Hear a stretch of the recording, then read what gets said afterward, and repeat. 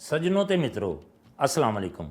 ਤੁਹਾਡਾ ਮੇਜ਼ਬਾਨ ਅਜਮਲ ਸੱਤਾਰ ਮਲਿਕ ਹਾਜ਼ਰ ਹੈ ਤੁਹਾਡੇ ਆਪਣੇ ਪ੍ਰੋਗਰਾਮ ਪ੍ਰਾਹੁਣੇ ਦੇ ਵਿੱਚ ਇੱਕ ਨਵੇਂ ਪ੍ਰਾਹੁਣੇ ਦੇ ਨਾਲ।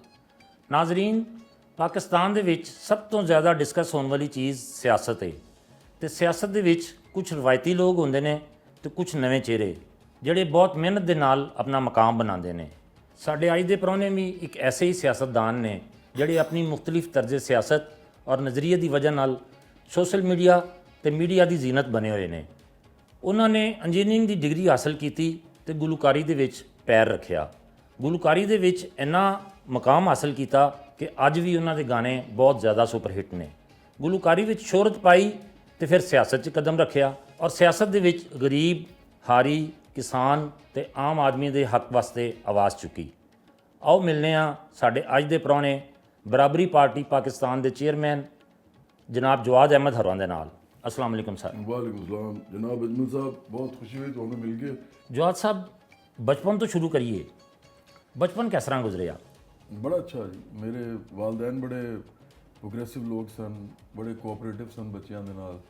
असी खेडते भी सां, असी म्यूजिक भी शुरू तो ही कर रहे हैं सी, समझो गाने वाने गाते सी, नाल पढ़ाई बड़ी अच्छी की क्योंकि वालदैन आपे पढ़ाई के उत्ते तवज्जो देंदे सी। दोनों प्रोफैसर सी चूंकि जी जी, ਤੇ ਉਹਨਾਂ ਨੇ ਸੇ ਇਹ ਸਭ ਤੋਂ ਆਸਾਨ ਚੀਜ਼ ਸੀ ਕਿ ਸਾਨੂੰ ਪੜ੍ਹਾ ਲਿਖਾ ਲੈਣ। ਹਾਂਜੀ, ਬੇਸਿਕਸ ਜਿਹੜੀਆਂ ਹੁੰਦੀਆਂ ਨਾ, ਜਾਂ ਮੈਥਮੈਟਿਕਸ ਦੀ, ਉਰਦੂ ਦੀ, ਅੰਗਰੇਜ਼ੀ ਦੀ, ਸਾਇੰਸ ਦੀ, ਜੀਓਗ੍ਰਾਫੀ ਦੀ, ਉਹਨਾਂ ਨੇ ਫਿਰ ਸਾਨੂੰ ਸ਼ੁਰੂ ਤੋਂ ਹੀ ਇਹਦੇ ਅੰਦਰ ਥੋੜ੍ਹਾ ਬਹੁਤ ਪੜ੍ਹਾਇਆ ਤੇ ਫਿਰ ਬੇਸ ਬਣ ਗਈ। ਉਹਦੇ ਬਾਅਦ ਫਿਰ ਅਸੀਂ ਉਹਨਾਂ ਨੇ ਪੜ੍ਹਾਉਣ ਦੀ ਫਿਰ ਉਹਨੂੰ ਜ਼ਰੂਰਤ ਨਹੀਂ ਰਹੀ, ਅਸੀਂ ਆਪਣੇ ਸੈਲਫ ਪ੍ਰੋਪੈਲਡ ਹੋ ਗਏ। ਫਿਰ ਤੇ ਸ਼ਰਾਰਤੀ ਬੜੇ ਹੁੰਦੇ ਸੋ ਤੁਸੀਂ ਬਚਪਨ 'ਚ? ਹਾਂਜੀ, ਮੈਂ ਪਰ ਇਸ ਤਰ੍ਹਾਂ ਦਾ ਸੁਣਿਆ ਤੁਸੀਂ ਲੋਕਾਂ ਦੇ ਦੂਸਰੇ ਬੱਚਿਆਂ ਦੀਆਂ ਲੜਾਈਆਂ ਛੜਾਈਆਂ ਵੀ ਬੜੀਆਂ ਕਰਾਉਂਦੇ ਸੋ। ਨਹੀਂ, ਉਹ ਇੱਕ ਦੋ ਦਫਾ ਇਸ ਤਰ੍ਹਾਂ ਹੋਇਆ ਸੀ ਕਿ ਮੈਂ ਮਜ਼ਾਕ ਵਿੱਚ ਮੈਨੂੰ ਲੱਗਾ ਕਿ ਬੱਚੇ ਜਿਹੜੇ ਨੇ ਨਾ ਆਪਸ ਵਿੱਚ ਇਹਨਾਂ ਦਾ ਮਸਲਾ ਠੀਕ ਨਹੀਂ ਹੈਗਾ ਕੋਈ, ਤੇ ਉਹ ਮੇਰਾ ਖਿਆਲ ਹੈ ਮੈਂ ਕੋਈ ਇੱਕ ਦੋ ਗੱਲਾਂ ਕੀਤੀਆਂ ਤੇ ਆਪਸ ਵਿੱਚ ਲੜ ਪਏ, ਤੇ ਫਿਰ ਲੋਕਾਂ ਨੇ ਕਿਹਾ ਕਿ ਜੀ ਇਹਨੇ ਇਸ ਤਰ੍ਹਾਂ ਕੀਤਾ ਤੇ ਪਰ ਉਹਦੇ ਬਾਅਦ ਮੇਰਾ ਨਹੀਂ ਖਿਆਲ ਕਦੀ ਹੋਇਆ ਇਸ ਤਰ੍ਹਾਂ ਦੀ। ਮਤਲਬ ਮੈਨੂੰ ਲੱਗਦਾ ਕਿ ਬੜੀ ਬੇਜ਼ਰਰ ਜਿਹੀ ਸ਼ਰਾਰਤਾਂ ਸਨ। ਅੱਛਾ, ਕੋਈ ਐਸੀ ਸ਼ਰਾਰਤ ਜਿਹਦੇ ਤੇ ਕੋਈ ਮਾਰ ਸ਼ਾਰ ਵੀ ਪਈ ਹੋਵੇ ਘਰੋਂ ਕਦੀ? ਨਹੀਂ, ਮਾਰ ਤਾਂ ਨਹੀਂ ਪਈ, ਪਰ ਬਹੁਤ ਸ਼ਰਾਰਤੀ। ਮਤਲਬ ਇਹ ਕਿ ਅਸੀਂ ਸਾਰੇ ਅਸੀਂ ਤਿੰਨ ਭਰਾ ਸੀ, ਤਾਂ ਕੋਈ ਨਾ ਕੋਈ ਸ਼ਰਾਰਤ ਕਰਦੇ ਰਹਿੰਦੇ ਸੀ। ਤੇ ਮੈਨੂੰ ਲੱਗਦਾ ਹੈ ਕਿ ਇੱਕ ਦਫਾ ਮੈਂ ਲੜ ਪਿਆ ਸੀ, ਮੇਰੇ ਦੋਵੇਂ ਭਰਾ ਆਪਸ ਵਿੱਚ, ਤੇ ਉਹਦੇ ਅੰਦਰ ਮੈਂ ਉਹਨਾਂ ਦੀ ਨਾ, ਉਹ ਲੜ ਰਹੇ ਸੀ ਤੇ ਮੈਂ ਖਲੋਤਾ ਸੀ, ਤੇ ਮੇਰੇ ਵਾਲਿਦ ਸਾਹਿਬ ਆਏ ਤੇ ਉਹਨਾਂ ਨੇ ਦੇਖਿਆ ਕਿ ਯਾਰ ਇਹ ਕੀ ਹੋ ਰਿਹਾ। ਉਹ ਆਪਸ ਵਿੱਚ ਲੜ ਰਹੇ ਸੀ ਦੋਨੋਂ ਭਰਾ, ਤੇ ਵਾਲਿਦ ਸਾਹਿਬ ਨੇ ਨਾ ਉਸ ਦਿਨ ਫਿਰ ਸਾਨੂੰ ਠੀਕ ਠਾਕ ਸਮਝਾਇਆ। ਫਿਰ ਉਹਨਾਂ ਨੇ ਕਿਹਾ ਕਿ ਆਇੰਦਾ ਤੁਸੀਂ ਆਪਸ ਵਿੱਚ ਨਹੀਂ ਲੜਨਾ। ਪਰ ਅਜਮਲ ਸਾਹਿਬ, ਉਹਦੇ ਬਾਅਦ ਅਸੀਂ ਕਦੀ ਆਪਸ ਵਿੱਚ ਨਹੀਂ ਲੜੇ। ਵਾਹ, ਅੱਜ ਤੱਕ। ਉਹ ਵਾਲਿਦ ਸਾਹਿਬ ਨੇ ਇਸ ਤਰ੍ਹਾਂ ਸਾਨੂੰ ਡੀਲ ਕੀਤਾ ਉਸ ਦਿਨ ਕਿ ਅਸੀਂ ਸਮਝ ਲਿਆ ਕਿ ਇਹ ਕੰਮ ਨਹੀਂ ਦੁਬਾਰਾ ਕਰਨਾ। ਗੁੱਡ। ਤੇ ਸਕੂਲਿੰਗ ਕਿੱਥੋਂ ਹੋਈ ਜਨਾਬ ਦੀ? ਸਭ ਤੋਂ ਪਹਿਲੇ ਤਾਂ ਅਸੀਂ ਸਾਰੇ ਭੈਣ ਭਰਾ ਫੈਸਲਾਬਾਦ ਸਨ, ਕਿਉਂਕਿ ਮੇਰੇ ਵਾਲਿਦ ਸਾਹਿਬ ਦੇ ਵਾਲਦਾ ਦੀ ਪੋਸਟਿੰਗ ਹੋ ਗਈ ਸੀ ਉੱਥੇ। ਦੋਨੋਂ ਪ੍ਰੋਫੈਸਰ ਹੈਗੇ ਸਨ, ਦੱਸਿਆ ਸੀ ਮੈਂ ਤੁਹਾਨੂੰ। ਜੀ ਜੀ। ਤੇ ਹੈਗੇ ਉਹ ਲਾਹੌਰ ਦੇ ਸਨ ਸ਼ੁਰੂ ਤੋਂ। ਤੇ ਫਿਰ ਉੱਥੇ ਮੈਂ ਸੇਕਰਡ ਹਾਰਟ ਸਕੂਲ ਵਿੱਚ ਪੜ੍ਹਿਆ, 2 ਸਾਲ ਮੈਂ ਉੱਥੇ ਪੜ੍ਹਿਆ। ਉੱਥੇ ਬਲਕਿ ਸਾਡਾ ਮਿਸ਼ਨਰੀ ਸਕੂਲ ਸੀ, ਉੱਥੇ ਗੋਰੇ ਪੜ੍ਹਾਉਂਦੇ ਸੀ, ਨਨਸ, ਫਾਦਰਸ, ਮਦਰ, ਸਿਸਟਰਸ, ਬ੍ਰਦਰਸ। ਉੱਥੋਂ ਫਿਰ ਅਸੀਂ ਜਦੋਂ ਲਾਹੌਰ ਵਾਪਸ ਆਏ, ਵਾਪਸ ਆਪਣੇ ਸ਼ਹਿਰ ਆਏ, ਤੇ ਇੱਥੇ ਫਿਰ ਮੈਂ ਜੋ ਮੈਕਡੋਨਲਡ ਹਾਈ ਸਕੂਲ ਵਿੱਚ ਗਿਆ। ਉੱਥੇ ਮੈਂ 8th ਕਲਾਸ ਵਿੱਚ ਹੈਗਾ ਸੀ, ਤੇ ਮੇਰੇ ਵਾਲਿਦ ਸਾਹਿਬ ਨੇ ਮੈਨੂੰ O ਲੈਵਲਸ ਕਰਨ ਵਾਸਤੇ ਕੈਥੀਡਰਲ ਸਕੂਲ ਵਿੱਚ ਭੇਜ ਛੱਡਿਆ। ਉਹਨਾਂ ਦਾ ਖਿਆਲ ਸੀ ਪੜ੍ਹਾਈ 'ਚ ਬੜਾ ਅੱਛਾ ਹੈ ਤੇ ਇਹਨੂੰ O ਲੈਵਲਸ ਕਰਾਉਣਾ। ਮੈਂ ਉਸ ਜ਼ਮਾਨੇ 'ਚ O ਲੈਵਲਸ 3 ਸਕੂਲਾਂ 'ਚ ਹੁੰਦੇ ਸੀ। ਇੱਕ ਕੈਥੀਡਰਲ ਸਕੂਲ ਸੀ ਜਿੱਥੇ ਮੈਂ ਗਿਆ, ਇੱਕ ਸੇਂਟ ਐਂਥਨੀ ਸੀ, ਤੇ ਇੱਕ HSN ਕਾਲਜ। ਤੇ O ਲੈਵਲਸ ਕਰਨ ਤੋਂ ਬਾਅਦ ਫਿਰ ਮੈਂ FSC ਕੀਤੀ, ਪ੍ਰੀ ਇੰਜੀਨੀਅਰਿੰਗ ਦੀ, ਮਤਲਬ ਸਰਟੀਫਿਕੇਟ ਜਾਂ ਡਿਗਰੀ ਜੋ ਵੀ ਉਹਨੂੰ ਕਹਿੰਦੇ ਨੇ, ਉਹ ਲਿਆ FSC ਗਵਰਨਮੈਂਟ ਕਾਲਜ ਲਾਹੌਰ ਤੋਂ। ਫਿਰ ਮੈਂ ਇੰਜੀਨੀਅਰਿੰਗ ਯੂਨੀਵਰਸਿਟੀ ਲਾਹੌਰ ਵਿੱਚ ਗਿਆ ਤੇ ਉੱਥੇ ਮੈਂ ਮਕੈਨੀਕਲ ਇੰਜੀਨੀਅਰਿੰਗ ਕੀਤੀ। ਵਾਲदैन दोनों माशाल्लाह पढ़े लिखे और प्रोफेसर साहिबान सन, ਤੇ ਉਹਨਾਂ ਦੀ ਤਰਬੀਅਤ ਦੀ ਵਜ੍ਹਾ ਨਾਲ ਔਰ ਫਿਰ ਜਿਹੜੇ ਐਡੇ ਅੱਛੇ ਤਾਲੀਮੀ ਅਦਾਰਿਆਂ 'ਚ ਤੁਸੀਂ ਤਾਲੀਮ ਹਾਸਲ ਕੀਤੀ, ਤੁਸੀਂ ਸਮਝਦੇ ਹੋ ਕਿ ਉਹਦਾ ਤੁਹਾਡੀ ਜ਼ਿੰਦਗੀ ਤੇ ਗਹਿਰਾ ਕੋਈ ਅਸਰ ਮੁਰਤਬ ਹੋਇਆ? ਬਹੁਤ ਗਹਿਰਾ ਹੋਇਆ ਜੀ। ਅਜਮਲ ਸਾਹਿਬ, ਮੈਂ ਜ਼ਿੰਦਗੀ ਜੋ ਵੀ ਇਸ ਲਈ ਕਰ ਰਿਹਾ, ਉਹਦੀ ਅਗਰ ਕਿਸੇ ਛਾਪ ਉਹਦੇ ਉੱਤੇ ਕਿਸੇ ਚੀਜ਼ ਦੀ ਹੈਗੀ ਹੈ, ਮੇਰੇ ਵਾਲਿदैन ਦੀ ਤਰਬੀਅਤ ਹੈ ਤੇ ਨਾਲ ਉਹਨਾਂ ਦੀ ਕਿਤਾਬਾਂ ਨੇ ਜਿਹੜੀਆਂ ਮੈਂ ਪੜ੍ਹ ਲਈਆਂ ਸੀ। ਮੈਂ ਛੋਟਾ ਹੀ ਹੁੰਦਾ ਸੀ ਤੇ ਉਹਨਾਂ ਦੀ ਪੋਲੀਟੀਕਲ ਸਾਇੰਸ ਦੀ ਕਿਤਾਬਾਂ ਜਿਹੜੀਆਂ ਹੁੰਦੀਆਂ ਨੇ, ਵਾਲਦਾ ਤੇ ਮੇਰੇ ਖਿਆਲ ਪੋਲੀਟੀਕਲ ਸਾਇੰਸ ਦੇ ਪ੍ਰੋਫੈਸਰ ਸੀ। ਦੋਵੇਂ। ਅੱਛਾ, ਮੇਰੇ ਦੋਵੇਂ ਵਾਲਿਦ ਸਾਹਿਬ ਗਵਰਨਮੈਂਟ ਕਾਲਜ ਲਾਹੌਰ ਵਿੱਚ ਪੜ੍ਹਾਉਂਦੇ ਸੀ ਪੋਲੀਟੀਕਲ ਸਾਇੰਸ। ਅੱਛਾ, ਮਾਸ਼ਾਅੱਲਾ। ਉਹ ਪ੍ਰੋਫੈਸਰ ਰਿਟਾਇਰ ਹੋਏ ਨੇ ਉੱਥੋਂ। ਨਾਲ ਮੇਰੇ ਵਾਲਦਾ ਸਾਹਿਬ ਜਿਹੜੇ ਨੇ ਉਹ ਹੈਡ ਆਫ ਦੀ ਡਿਪਾਰਟਮੈਂਟ ਹੈਗੇ ਸੀ ਪੋਲੀਟੀਕਲ ਸਾਇੰਸ ਡਿਪਾਰਟਮੈਂਟ ਦੇ ਲਾਹੌਰ ਕਾਲਜ ਆਫ ਵੂਮਨ। ਅੱਛਾ, ਹਾਂਜੀ। ਤੇ ਉਹਨਾਂ ਦੀ ਕਿਤਾਬਾਂ ਜਿਹੜੀਆਂ ਸੀ ਨਾ, ਉਹ ਸਾਰੀਆਂ ਬੜੀ ਸੀਰੀਅਸ ਨੌਈਅਤ ਦੀਆਂ ਸਨ। ਪੋਲੀਟੀਕਲ ਸਾਇੰਸ ਇੱਕ ਬੜਾ ਖੁਸ਼ਕ ਸਬਜੈਕਟ ਤਸੱਵਰ ਕੀਤਾ ਜਾਂਦਾ ਹੈ। ਪਰ ਦੁਨੀਆ ਚਲਾਉਂਦਾ ਨਾ ਜੀ ਜੀ ਇੰਟਰਨੈਸ਼ਨਲ ਰਿਲੇਸ਼ਨਸ ਹੋ ਗਏ, ਫਿਲਾਸਫੀ ਹੋ ਗਈ, ਫਿਰ ਪੋਲੀਟੀਕਲ ਤੁਹਾਡੀ ਥਿਊਰੀ ਜਿਹੜੀ ਹੈ ਉਹ ਸਾਰੀ ਹੋਗੀ ਮੁਖਤਲਿਫ ਕਿਸਮ ਦੀ। ਜੀ ਜੀ। ਤੇ ਮੈਨੂੰ ਪਰ ਸਭ ਤੋਂ ਜ਼ਿਆਦਾ ਜਿਹਨੇ ਇੰਸਪਾਇਰ ਕੀਤਾ ਉਹ ਇਨਕਲਾਬੀ ਸਿਆਸਤ ਸੀ। ਜਿਸ ਤਰ੍ਹਾਂ ਮਾਓ ਜ਼ੇ ਤੁੰਗ ਜਿਹੜੇ ਨੇ, ਮਾਓ ਜ਼ੇ ਤੁੰਗ ਵੀ ਕਹਿੰਦੇ ਨੇ ਉਹਨਾਂ ਨੂੰ। ਹਾਂਜੀ। ਉਹਨਾਂ ਦੀ ਕਿਤਾਬ ਸੀ ਰੈੱਡ ਬੁੱਕ ਆਫ ਚਾਈਨਾ। ਹਾਂਜੀ ਹਾਂਜੀ, ਰੈੱਡ ਬੁੱਕ ਆਫ ਚਾਈਨਾ। ਉਹ ਮੈਂ ਪੜ੍ਹੀ ਬਹੁਤ ਛੋਟੇ ਹੁੰਦੇ। ਉਹ ਮੈਨੂੰ ਬੜੀ ਕਮਾਲ ਲੱਗੀ। ਉਹਦੇ ਅੰਦਰ ਉਹਨਾਂ ਦੀ ਕੋਟੇਸ਼ਨ ਵੀ ਹੈਗੀਆਂ ਸਨ, ਕਾਫੀ ਸਾਰੀ ਚੀਜ਼ਾਂ ਸੀ ਉਹਦੇ ਅੰਦਰ, ਉਹਨਾਂ ਦੀ ਆਪਣੀ ਕਹੀਆਂ ਹੋਈਆਂ ਤੇ ਲਿਖੀਆਂ ਹੋਈਆਂ। ਉਹ ਮੈਨੂੰ ਬਹੁਤ ਇੰਸਪਾਇਰ ਉਹਨੇ ਕੀਤਾ। ਫਿਰ ਬਾਅਦ ਵਿੱਚ ਮੈਂ ਲੈਨਨ ਦੇ, ਕਾਰਲ ਮਾਰਕਸ, ਟ੍ਰੋਟਸਕੀ ਤੇ ਇਹਨਾਂ ਸਾਰਿਆਂ ਨੂੰ ਵੀ ਪੜ੍ਹਿਆ। ਪਰ ਮੈਨੂੰ ਲੱਗਦਾ ਕਿ ਉਹ ਕਿਤਾਬ ਨੇ ਮੇਰੇ ਉੱਤੇ ਬੜਾ ਗਹਿਰਾ ਅਸਰ ਕੀਤਾ ਸੀ। ਮੇਰਾ ਖਿਆਲ ਹੈ ਕਿ ਜਿਹੜਾ ਤੁਸੀਂ ਨਜ਼ਰੀਆ ਲੈ ਕੇ ਤੁਸੀਂ ਚੱਲਣ ਦੀ ਕੋਸ਼ਿਸ਼ ਕਰ ਰਹੇ ਹੋ, ਸ਼ਾਇਦ ਇਹ ਉਹਦਾ ਸਬਬ ਇਹੀ ਹੈ ਕਿ ਤੁਸੀਂ ਉਹ ਕਿਤਾਬਾਂ ਸ਼ੁਰੂ 'ਚ ਪੜ੍ਹ ਲਈਆਂ ਇਹ ਵੀ ਹੈਗਾ ਨਾਲ। ਬਿਲਕੁਲ। ਫਿਰ ਉਹ ਤੁਹਾਡੇ ਜ਼ਿਹਨ 'ਤੇ ਉਹ ਇੱਕ ਅਸਰ ਹੋ ਗਿਆ ਉਹਨਾਂ ਕਿਤਾਬਾਂ ਨਾਲ। ਅੱਛਾ ਅਜਮਲ ਸਾਹਿਬ, ਇਹ ਜਿਹੜਾ ਤੁਸੀਂ ਪਿਛਲਾ ਵੀ ਦੌਰ ਵੇਖੋ ਨਾ, ਮੈਂ ਬਾਅਦ ਵਿੱਚ ਮੈਨੂੰ ਇਹ ਅਵੇਕਨਿੰਗ ਹੋਈ, ਮੈਨੂੰ ਸਮਝ ਆਈ ਕਿ ਈਵਨ ਅੰਬੀਆ ਅਲੈਹ ਇਸਲਾਮ ਦਾ ਜਿਹੜਾ ਦੌਰ ਸੀ, ਉਹਦੇ ਇਲਾਵਾ ਫਿਰ ਜਿੰਨੇ ਵੀ ਮੁਸਲਿਹੀਨ ਵੱਡੇ ਵੱਡੇ ਆਏ ਨੇ, ਜਿੰਨੇ ਵੀ ਇਨਕਲਾਬੀ ਮੁਖਤਲਿਫ ਕਿਸਮ ਦੇ ਹੋਏ ਨੇ, ਇਹ ਸਾਰੇ ਇੱਕ ਚੀਜ਼ ਦੇ ਉੱਤੇ ਸਿਮਿਲੈਰਿਟੀ ਹੈ। ਉਹ ਹੈਗੀ ਹੈ ਕਿ ਇਹ ਗਰੀਬਾਂ ਨਾਲ ਤੇ ਮਜ਼ਲੂਮਾਂ ਨਾਲ ਖਲੋਤੇ ਨੇ ਸਾਰੇ ਦੇ ਸਾਰੇ। ਬਿਲਕੁਲ ਸਹੀ। ਇਸ ਵਾਸਤੇ ਮੈਂ ਨਹੀਂ ਸਮਝਦਾ ਕਿ ਸੋਸ਼ਲਿਜ਼ਮ ਜਿਹੜਾ ਹੈ ਉਹ ਸਿਰਫ ਕਾਰਲ ਮਾਰਕਸ ਤੋਂ ਬਾਅਦ ਹੀ ਲੋਕਾਂ ਦੇ ਜ਼ਿਹਨ 'ਚ ਆਇਆ। ਜ਼ਿਹਨ ਵਿੱਚ ਬਹੁਤ ਪਹਿਲਾਂ ਤੋਂ ਹੈਗਾ ਸੀ, ਪਰ ਉਹਦੀ ਖਾਸ ਟਰਮੀਨੋਲੋਜੀ ਜਿਹੜੀ ਹੈ ਉਹ ਫਿਰ ਜਦੋਂ ਕੈਪੀਟਲਿਜ਼ਮ ਇੱਕ ਇੰਡਸਟਰੀਅਲ ਰੈਵੋਲੂਸ਼ਨ ਦੇ ਬਾਅਦ ਉਹਨੂੰ ਬੜਾਵਾ ਮਿਲਿਆ, ਉਹਦੇ ਬਾਅਦ ਫਿਰ ਸੋਸ਼ਲਿਜ਼ਮ ਦੀ ਸਾਇੰਟੀਫਿਕ ਤਰੀਕੇ ਨਾਲ ਗੱਲ ਹੋਈ ਹੈ। ਪਰ ਅਗਰ ਦੇਖੋ ਤੇ ਪਿੱਛੇ ਵੀ ਲੋਕੀ ਇਹੀ ਸ਼ੁਰੂ ਗੱਲ ਤੋਂ ਹੀ ਕਰਦੇ ਇਹ ਚੀਜ਼ਾਂ ਬਰਾਬਰੀ ਦੀ ਗੱਲ ਮਤਲਬ ਜਿਹੜੀ ਉਹਨਾਂ ਦੀ ਬੇਸ ਹੈ ਉਹ ਤੇ ਇਹੀ ਹੈ, ਇਕੁਐਲਿਟੀ, ਬਰਾਬਰੀ ਔਰ ਫਿਰ ਆਮ ਆਦਮੀ ਦੀ ਗੱਲ ਕਰਨੀ। ਤੁਸੀਂ ਇਹ ਵੀ ਵੇਖੋ ਨਾ ਕਿ ਆਖਰੀ ਜਿਹੜਾ ਖੁਤਬਾ ਹੈ ਜੀ ਹਾਂ ਜੀ ਹਾਂ, ਬੇਸ਼ੱਕ ਰਸੂਲ ਸਲਮ ਦਾ, ਅਸੀਂ ਤੇ ਮੁਸਲਮਾਨ ਹੈਗੇ ਹਾਂ ਤੇ ਸਾਨੂੰ ਤੇ ਹਿਸਟਰੀ ਅਗਰ ਵੇਖਣੀ ਹੈ ਤੇ ਇਸ ਤਰ੍ਹਾਂ ਵੇਖਣੀ ਚਾਹੀਦੀ। ਜੀ ਜੀ ਜੀ। ਉਹਦੇ 'ਚ ਉਹਨਾਂ ਨੇ ਕੀ ਕੀਤਾ? ਬਰਾਬਰੀ ਦੀ ਗੱਲ ਕੀਤੀ। ਅਰਬੀ ਨੂੰ ਅਜਮੀ ਤੇ ਅਜਮੀ ਤੋਂ ਅਰਬੀ ਤੇ, ਗੋਰੇ ਨੂੰ ਕਾਲੇ ਤੇ ਕਾਲੇ ਨੂੰ ਗੋਰੇ ਤੇ ਕੋਈ ਫਕੀਰ ਹਾਸਲ ਨਾਲ ਉਹਨਾਂ ਨੇ ਕਿਹਾ ਕਿ ਜਿਹੜਾ ਅੱਗੇ ਵਧੇਗਾ ਉਹ ਤਕਵਾ 'ਚ ਵਧੇਗਾ। ਇਹ ਮਾਲ ਦੌਲਤ ਇਹਨਾਂ ਚੀਜ਼ਾਂ ਨਾਲ ਨਹੀਂ। ਤੇ ਇੱਕ ਹੋਰ ਵੀ ਚੀਜ਼ ਹੈ, ਜਦੋਂ ਉਹਨਾਂ ਨੇ ਹਿਜਰਤ ਕੀਤੀ ਸੀ ਮਦੀਨਾ ਤੇ ਉੱਥੇ ਜਾ ਕੇ ਕੀ ਕੀਤਾ ਸੀ? ਉਹਨਾਂ ਨੇ ਕਿਹਾ ਤਾਂ ਆਪਣਾ ਅੱਧਾ ਜਿਹੜਾ ਇਹਨਾਂ ਨੂੰ ਦੇ ਦਿਓ। ਅੱਧਾ ਦੇਣ ਦਾ ਕੀ ਮਤਲਬ ਹੈ? ਬਿਲਕੁਲ ਸਹੀ। ਦੇਖੋ ਨਾ, ਅਨਸਾਰ ਨੇ ਮੁਹਾਜਰੀਨ ਨੂੰ ਉਹਨਾਂ ਨੇ ਕਿਹਾ ਅਗਰ ਤੁਸੀਂ ਵਾਕਈ ਸਮਝਦੇ ਹੋ ਕਿ ਤੁਸੀਂ ਇਹਨਾਂ ਦੇ ਨਾਲ ਹੈਗੇ ਹੋ ਤਾਂ ਫਿਰ ਆਪਣਾ ਅੱਧਾ ਸਮਾਨ ਇਹਨਾਂ ਨੂੰ ਦੇ ਦਿਓ। ਬਿਲਕੁਲ ਸਹੀ। ਤੇ ਬਰਾਬਰੀ ਜਿਹੜੀ ਹੈ ਨਾ, ਉਹਦਾ ਕਨਸੈਪਟ ਪੂਰੀ ਦੁਨੀਆ ਦੇ तमाम ਰਿਲੀਜਨਸ, तमाम ਮੈਂ ਪਹਿਲੇ ਵੀ ਕਿਹਾ ਕਿ ਇਨਕਲਾਬੀ ਉਹਨਾਂ ਦੇ ਦਿਲ 'ਚ ਹਮੇਸ਼ਾ ਤੋਂ ਰਹੀ ਹੈ। ਤੇ ਇਹੀ ਸੋਚ ਲੈ ਕੇ ਫਿਰ ਤੁਸੀਂ ਆਪਣੀ ਪਾਰਟੀ ਦਾ ਵੀ ਨਾਂ ਬਰਾਬਰੀ ਪਾਰਟੀ ਰੱਖਿਆ? ਬਰਾਬਰੀ ਪਾਰਟੀ ਇਸ ਵਾਸਤੇ ਰੱਖਿਆ, ਪਹਿਲੇ ਮੈਨੂੰ ਲੋਕਾਂ ਨੇ ਕਿਹਾ ਕਿ ਇਹਦਾ ਨਾਂ ਨਾ ਮੁਸਾਵਾਤ ਰੱਖੋ, ਮੁਸਾਵਾਤ ਪਾਰਟੀ। ਮੈਂ ਕਿਹਾ ਮੁਸਾਵਾਤ ਜਦੋਂ ਮੈਂ ਕਰਾਂਗਾ ਨਾ ਤੇ ਉਹਦੇ ਅੰਦਰ ਲੱਗਦਾ ਇਸ ਤਰ੍ਹਾਂ ਕਿ ਮੈਂ ਫਿਰ ਸਿਰਫ ਮੁਸਲਮਾਨਾਂ ਦੀ ਬਰਾਬਰੀ ਦੀ ਗੱਲ ਕਰ ਰਿਹਾ, ਕਿਉਂਕਿ ਉਹ ਸਾਡੇ ਨਾਲ ਸਿਰਫ ਆਮ ਤੌਰ 'ਤੇ ਹੁੰਦਾ ਨਾ, ਜਿਸ ਤਰ੍ਹਾਂ ਕੁਝ ਲੋਕ ਮੁਸਾਵਾਤ ਮੁਹੰਮਦੀ ਦੀ ਗੱਲ ਕਰਦੇ ਨੇ। ਤੇ ਇਸੇ ਤਰ੍ਹਾਂ ਜਦੋਂ ਭੁੱਟੋ ਸਾਹਿਬ ਨੇ ਕੀਤੀ ਸੀ ਉਹਨਾਂ ਨੇ ਕਿਹਾ ਸੀ ਕਿ ਇਸਲਾਮਿਕ ਸੋਸ਼ਲਿਜ਼ਮ। ਜੀ ਜੀ। ਸੋਸ਼ਲਿਜ਼ਮ ਹਮਾਰੀ ਮੈਸ਼ੀਅਤ ਹੈ, ਇਸਲਾਮ ਹਮਾਰਾ ਦੀਨ ਹੈ। ਅਸੀਂ ਕਿਉਂਕਿ ਇੰਟਰਨੈਸ਼ਨਲਿਸਟ ਹੈਗੇ ਹਾਂ, ਮੇਰਾ ਮਜ਼ਹਬ ਮੇਰੇ ਨਾਲ ਹੈ, ਮੈਂ ਪਾਕਿਸਤਾਨੀ ਹਾਂ ਤੇ ਬਹੁਤ ਸੱਚਾ ਤੇ ਪੱਕਾ ਮੁਸਲਮਾਨ ਹਾਂ। ਪਰ ਇਸ ਮੁਲਕ 'ਚ ਬਰੇਲਵੀ, ਦੇਵਬੰਦੀ, ਅਹਿਲੇ ਹਦੀਸ, ਵਹਾਬੀ ਤੇ ਅਲੈਦਾ ਨੇ ਇੱਕ ਤੇ ਸੈਕਟਸ ਹੈਗੇ ਨੇ ਲੋਕਾਂ ਦੇ। ਜੀ ਜੀ। ਮੇਰਾ ਵੀ ਇਸ ਤਰ੍ਹਾਂ ਕੋਈ ਸਬ ਸੈਕਟ ਹੋਵੇਗਾ ਨਾ। ਇਸੇ ਤਰ੍ਹਾਂ ਜਿਹੜੇ ਸਾਡੇ ਮਸੀਹੀ ਲੋਕ ਨੇ, ਹਿੰਦੂ ਲੋਕ ਨੇ, ਸਿੱਖ ਲੋਕ ਨੇ, ਇਹ ਤੇ ਇਸ ਮੁਲਕ 'ਚ ਹੀ ਕਾਫੀ ਸਾਰੇ ਲੋਕ ਰਹਿੰਦੇ ਨੇ। ਫਿਰ ਅਗਰ ਤੁਸੀਂ ਦੁਨੀਆ 'ਚ ਵੇਖੋ ਤੇ ਬਰਾਬਰੀ ਦਾ ਕਨਸੈਪਟ ਤੇ ਇੰਟਰਨੈਸ਼ਨਲ ਹੈਗਾ, ਤੇ ਅਸੀਂ ਸੋਸ਼ਲਿਜ਼ਮ ਦੀ ਗੱਲ ਕਰਨੀ ਹੈ ਤਾਂ ਉਹ ਗਲੋਬਲ ਸੋਸ਼ਲਿਜ਼ਮ ਦੀ ਗੱਲ ਕਰਨੀ ਹੈ। ਤੇ ਇਸ ਵਾਸਤੇ ਮੈਂ ਕਿਹਾ ਬਰਾਬਰੀ ਬਿਹਤਰ ਵਰਡ ਹੈ, ਕਿਉਂਕਿ ਤਮਾਮ ਉਹਦੇ ਚ ਸਾਰਾ ਹੀ ਕਵਰ ਹੋ ਜਾਂਦਾ, ਸਾਰੇ ਮਜ਼ਾਹਬ, ਕੌਮਾਂ, ਤਮਾਮ ਮੁਲਕ ਇਹਦੇ ਅੰਦਰ ਆ ਜਾਂਦੇ ਨੇ। ਅੱਛਾ ਗੁੱਡ। ਅੱਛਾ ਸਰ, ਤੁਸੀਂ ਇੰਜੀਨੀਅਰਿੰਗ ਯੂਨੀਵਰਸਿਟੀ ਤੋਂ ਡਿਗਰੀ ਲਿੱਤੀ, ਇੰਜੀਨੀਅਰਿੰਗ ਦੀ, ਮਕੈਨੀਕਲ ਇੰਜੀਨੀਅਰਿੰਗ ਦੀ ਡਿਗਰੀ ਲਿੱਤੀ, ਬੜੀ ਇੰਪੋਰਟੈਂਟ ਡਿਗਰੀ ਜੀ। ਉਹ ਪੇਰੈਂਟਸ ਦਾ ਖਿਆਲ ਹੁੰਦਾ ਕਿ ਜੀ ਸਾਡਾ ਪੁੱਤਰ ਇੰਜੀਨੀਅਰ ਬਣੇਗਾ, ਡਾਕਟਰ ਬਣੇਗਾ, ਤੇ ਇੰਜੀਨੀਅਰ ਬਣ ਕੇ ਤੇ ਤੁਸੀਂ ਗੁਲੂਕਾਰੀ ਸ਼ੁਰੂ ਕਰ ਦਿੱਤੀ। ਇਹ ਕੀ ਚੀਜ਼ ਸੀ ਸਰ?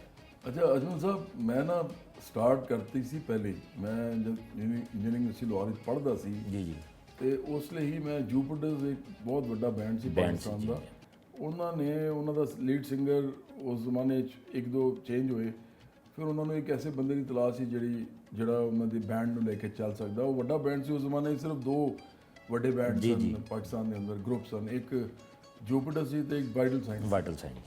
ਤੇ ਜਦੋਂ ਮੇਰੇ ਉੱਤੇ ਕੋਰਾ ਇਸ ਵਾਸਤੇ ਨਿਕਲਿਆ, ਮੈਂ ਇੰਜੀਨੀਅਰਿੰਗ ਯੂਨੀਵਰਸਿਟੀ ਲਾਹੌਰ ਵਿੱਚ ਮਿਊਜ਼ਿਕ ਸਟੱਡੀ ਦਾ ਪ੍ਰੈਜ਼ੀਡੈਂਟ ਸੀ। ਅੱਛਾ। ਤੇ ਉੱਥੇ ਅਸੀਂ ਸ਼ੋਅ ਕਰਵਾਇਆ, ਉੱਥੇ ਮੈਂ ਵੀ ਗਾ ਦਿੱਤਾ। ਉਹਨਾਂ ਨੇ ਮੈਨੂੰ ਪਿਕ ਕਰ ਲਿਆ ਨਜ਼ਰਾਂ ਤੋਂ। ਉਹਦੇ ਬਾਅਦ ਉਹਨਾਂ ਨੇ ਮੈਨੂੰ ਫੋਨ ਕੀਤਾ ਤੇ ਉਹਨਾਂ ਨੇ ਕਿਹਾ ਜੀ ਸਾਡੇ ਕੋਲ ਆਓ। ਤੇ ਮੈਨੂੰ ਯਾਦ ਹੈ ਮੈਂ ਸ਼ਰਤ ਇਹ ਰੱਖੀ ਸੀ ਕਿ ਅਗਰ ਤੁਸੀਂ ਮੈਨੂੰ ਸੁਣਿਆ ਤਾਂ ਅਗਰ ਤੁਸੀਂ ਮੈਨੂੰ ਰੱਖਣਾ ਹੈ ਤਾਂ ਮੈਂ ਆਵਾਂਗਾ, ਮੈਂ ਟਰਾਇਲ ਦੇਣ ਨਹੀਂ ਆਉਣਾ। ਅੱਛਾ। ਮੈਨੂੰ ਬੜੀ ਚੰਗੀ ਤਰ੍ਹਾਂ ਅੱਛਾ। ਅਲੀ ਅਜ਼ਮਤ ਨਾਲ ਕੈਸੀ ਦੋਸਤੀ ਰਹੀ? ਅਲੀ ਅਜ਼ਮਤ ਦੇ ਨਾਲ ਬੜੀ ਚੰਗਾ ਤਾਲੁਕ ਰਿਹਾ, ਅੱਜ ਵੀ ਚੰਗਾ ਤਾਲੁਕ ਹੀ ਹੈ। ਉਧਰ ਸ਼ਰਾਰਤੀ ਜਿਹਾ ਆਦਮੀ ਹੈ, ਉਹਦੀ ਤਬੀਅਤ ਦੇ ਥੋੜਾ ਜਿਹਾ ਨਾ ਹੋਏਗਾ, ਮौज ਮਸਤੀ ਹੈਗੀ। ਉਹ ਮੇਰੇ ਨਾਲ ਅਲੀ ਦਾ ਮਿਊਜ਼ਿਕ ਦੇ ਅੰਦਰ ਤਾਲੁਕ ਨਹੀਂ ਬਣਿਆ, ਕਿਉਂਕਿ ਅਲੀ ਛੱਡ ਚੁੱਕਿਆ ਸੀ ਜੂਪੀਟਰ ਜਦੋਂ ਮੈਂ ਜੂਪੀਟਰ ਜੁਆਇਨ ਕੀਤਾ। ਅੱਛਾ। ਹਾਂਜੀ, ਅਲੀ ਉਸ ਲਈ ਜਨੂਨ ਵਿੱਚ ਜਾ ਚੁੱਕਿਆ ਸੀ। ਅੱਛਾ, ਜਨੂਨ ਵਿੱਚ ਜਾ ਚੁੱਕਿਆ ਸੀ। ਪਰ ਤਾਲੁਕਾਤ ਮੇਰੇ ਚੰਗੇ ਨੇ ਉਹਦੇ ਨਾਲ। ਬਿਲਕੁਲ ਠੀਕ ਹੈ, ਸਹੀ ਹੈ। ਬਲਕਿ ਮੈਨੂੰ ਉਹਨੇ ਇੱਕ ਵਾਰ ਕਿਹਾ ਸੀ ਕਿ ਇਹ ਜਿਹੜਾ ਇਨਕਲਾਬੀ ਨਜ਼ਰੀਆ ਹੈਗਾ ਤੇ ਮੈਨੂੰ ਪਸੰਦ ਹੈ ਤੁਹਾਡਾ, ਤੇ ਕਦੀ ਕੋਈ ਮੇਰੀ ਜ਼ਰੂਰਤ ਪਈ ਤਾਂ ਮੈਨੂੰ ਦੱਸਣਾ। ਤੇ ਕਦੀ ਉਹਨਾਂ ਨੂੰ ਆਫਰ ਨਹੀਂ ਦਿੱਤੀ ਜੁਆਇਨ ਕਰਨ ਦੀ? ਨਹੀਂ, ਮੈਂ ਨਹੀਂ ਕਹਿੰਦਾ ਕਿਸੇ ਨੂੰ। ਅੱਛਾ। ਚੰਗਾ ਨਹੀਂ ਲੱਗਦਾ ਮੈਨੂੰ। ਇਹ ਜਦੋਂ ਵੱਡੀ ਮੂਵਮੈਂਟ ਬਣੇਗੀ ਨਾ ਤਾਂ ਇਹ ਬਣੇਗੀ ਗਰੀਬ ਆਦਮੀ ਦੇ ਨਾਲ। ਇਹ ਸੋਸ਼ਲਿਜ਼ਮ ਕਦੀ ਵੀ ਮਿਡਲ ਕਲਾਸ ਸੈਂਟਰਿਕ ਨਹੀਂ ਹੁੰਦਾ। ਮਿਡਲ ਕਲਾਸ ਆਂਦੀ ਹੈ ਇਹਦੇ ਅੰਦਰ ਆਪਣੀ ਮਰਜ਼ੀ ਨਾਲ ਆਉਂਦੀ ਹੈ, ਜਿਹੜੇ ਪੜ੍ਹੇ ਲਿਖੇ ਲੋਕ ਹੁੰਦੇ ਨੇ, ਪਰ ਜਿਨ੍ਹਾਂ ਨੂੰ ਤੁਸੀਂ ਮੁਨਜ਼ਮ ਕਰਨਾ ਹੁੰਦਾ ਉਹ ਗਰੀਬ ਲੋਕ ਹੁੰਦੇ ਨੇ। ਗਰੀਬ ਲੋਕ ਦਾ ਮਤਲਬ ਇਹ ਹੈ ਕਿ ਲੋਅਰ ਮਿਡਲ ਕਲਾਸ ਵੀ ਆ ਜਾਂਦੀ ਉਹਦੇ ਅੰਦਰ, ਜਿਨ੍ਹਾਂ ਦੀ ਆਮਦਨੀ 50,000 75,000 ਮੁਸ਼ਕਿਲ ਨਾਲ ਹੁੰਦੀ ਹੈ, ਲੱਖ ਤੋਂ ਥੱਲੇ। ਤੇ ਇਹ ਲੋਕ ਜ਼ਿਆਦਾ ਮੁਨਜ਼ਮ ਹੁੰਦੇ ਨੇ ਸੋਸ਼ਲਿਜ਼ਮ ਦੇ ਅੰਦਰ, ਇਹਨਾਂ ਨੂੰ ਸਮਝ ਆਉਂਦੀ। ਤੇ 20 ਕਰੋੜ ਲੋਕ ਹੈਗੇ ਨੇ ਜਿਨ੍ਹਾਂ ਦੀ ਮੈਂ ਗੱਲ ਕਰ ਰਿਹਾ ਕਿ ਪਾਕਿਸਤਾਨ ਵਿੱਚ। ਤੇ ਉਹਨਾਂ ਨੂੰ ਮੁਨਜ਼ਮ ਕਰਨ ਵਾਸਤੇ ਕੋਈ ਹਿਲਜੁਲ ਹੋ ਰਹੀ ਹੈ? ਉਹਨਾਂ ਨੂੰ ਮੁਨਜ਼ਮ ਕਰਨ ਵਾਸਤੇ ਮਿਡਲ ਕਲਾਸ ਦੇ ਕਾਫੀ ਸਾਰੇ ਲੋਕ ਚਾਹੀਦੇ ਹੁੰਦੇ ਨੇ। ਉਹ ਕਹਿੰਦੇ ਨੇ ਕਿ ਮਤਲਬ ਸਾਡੀ ਇੱਕ ਸੇਇੰਗ ਹੈਗੀ ਹੈ ਸੋਸ਼ਲਿਜ਼ਮ ਦੇ ਅੰਦਰ ਕਿ ਮਿਡਲ ਕਲਾਸ ਜਿਹੜੀ ਹੈ ਨਾ ਉਹ ਸਭ ਤੋਂ ਜ਼ਿਆਦਾ ਐਕਚੁਅਲੀ ਰਿਐਕਸ਼ਨਰੀ ਹੈਗਾ ਤਬਕਾ, ਕਿਉਂਕਿ ਇਹਨਾਂ ਦੇ ਮਾਰਕਸ ਨੇ ਕਿਹਾ ਸੀ ਕਿ ਇਹਨਾਂ ਦੇ ਪੈਰ ਜਿਹੜੇ ਹੁੰਦੇ ਨੇ ਉਹ ਚਿੱਕੜੇ ਹੁੰਦੇ ਨੇ, ਚਿੱਕੜੇ ਨਜ਼ਰਾਂ ਆਸਮਾਨ ਦੀ ਤਰਫ ਹੁੰਦੀਆਂ।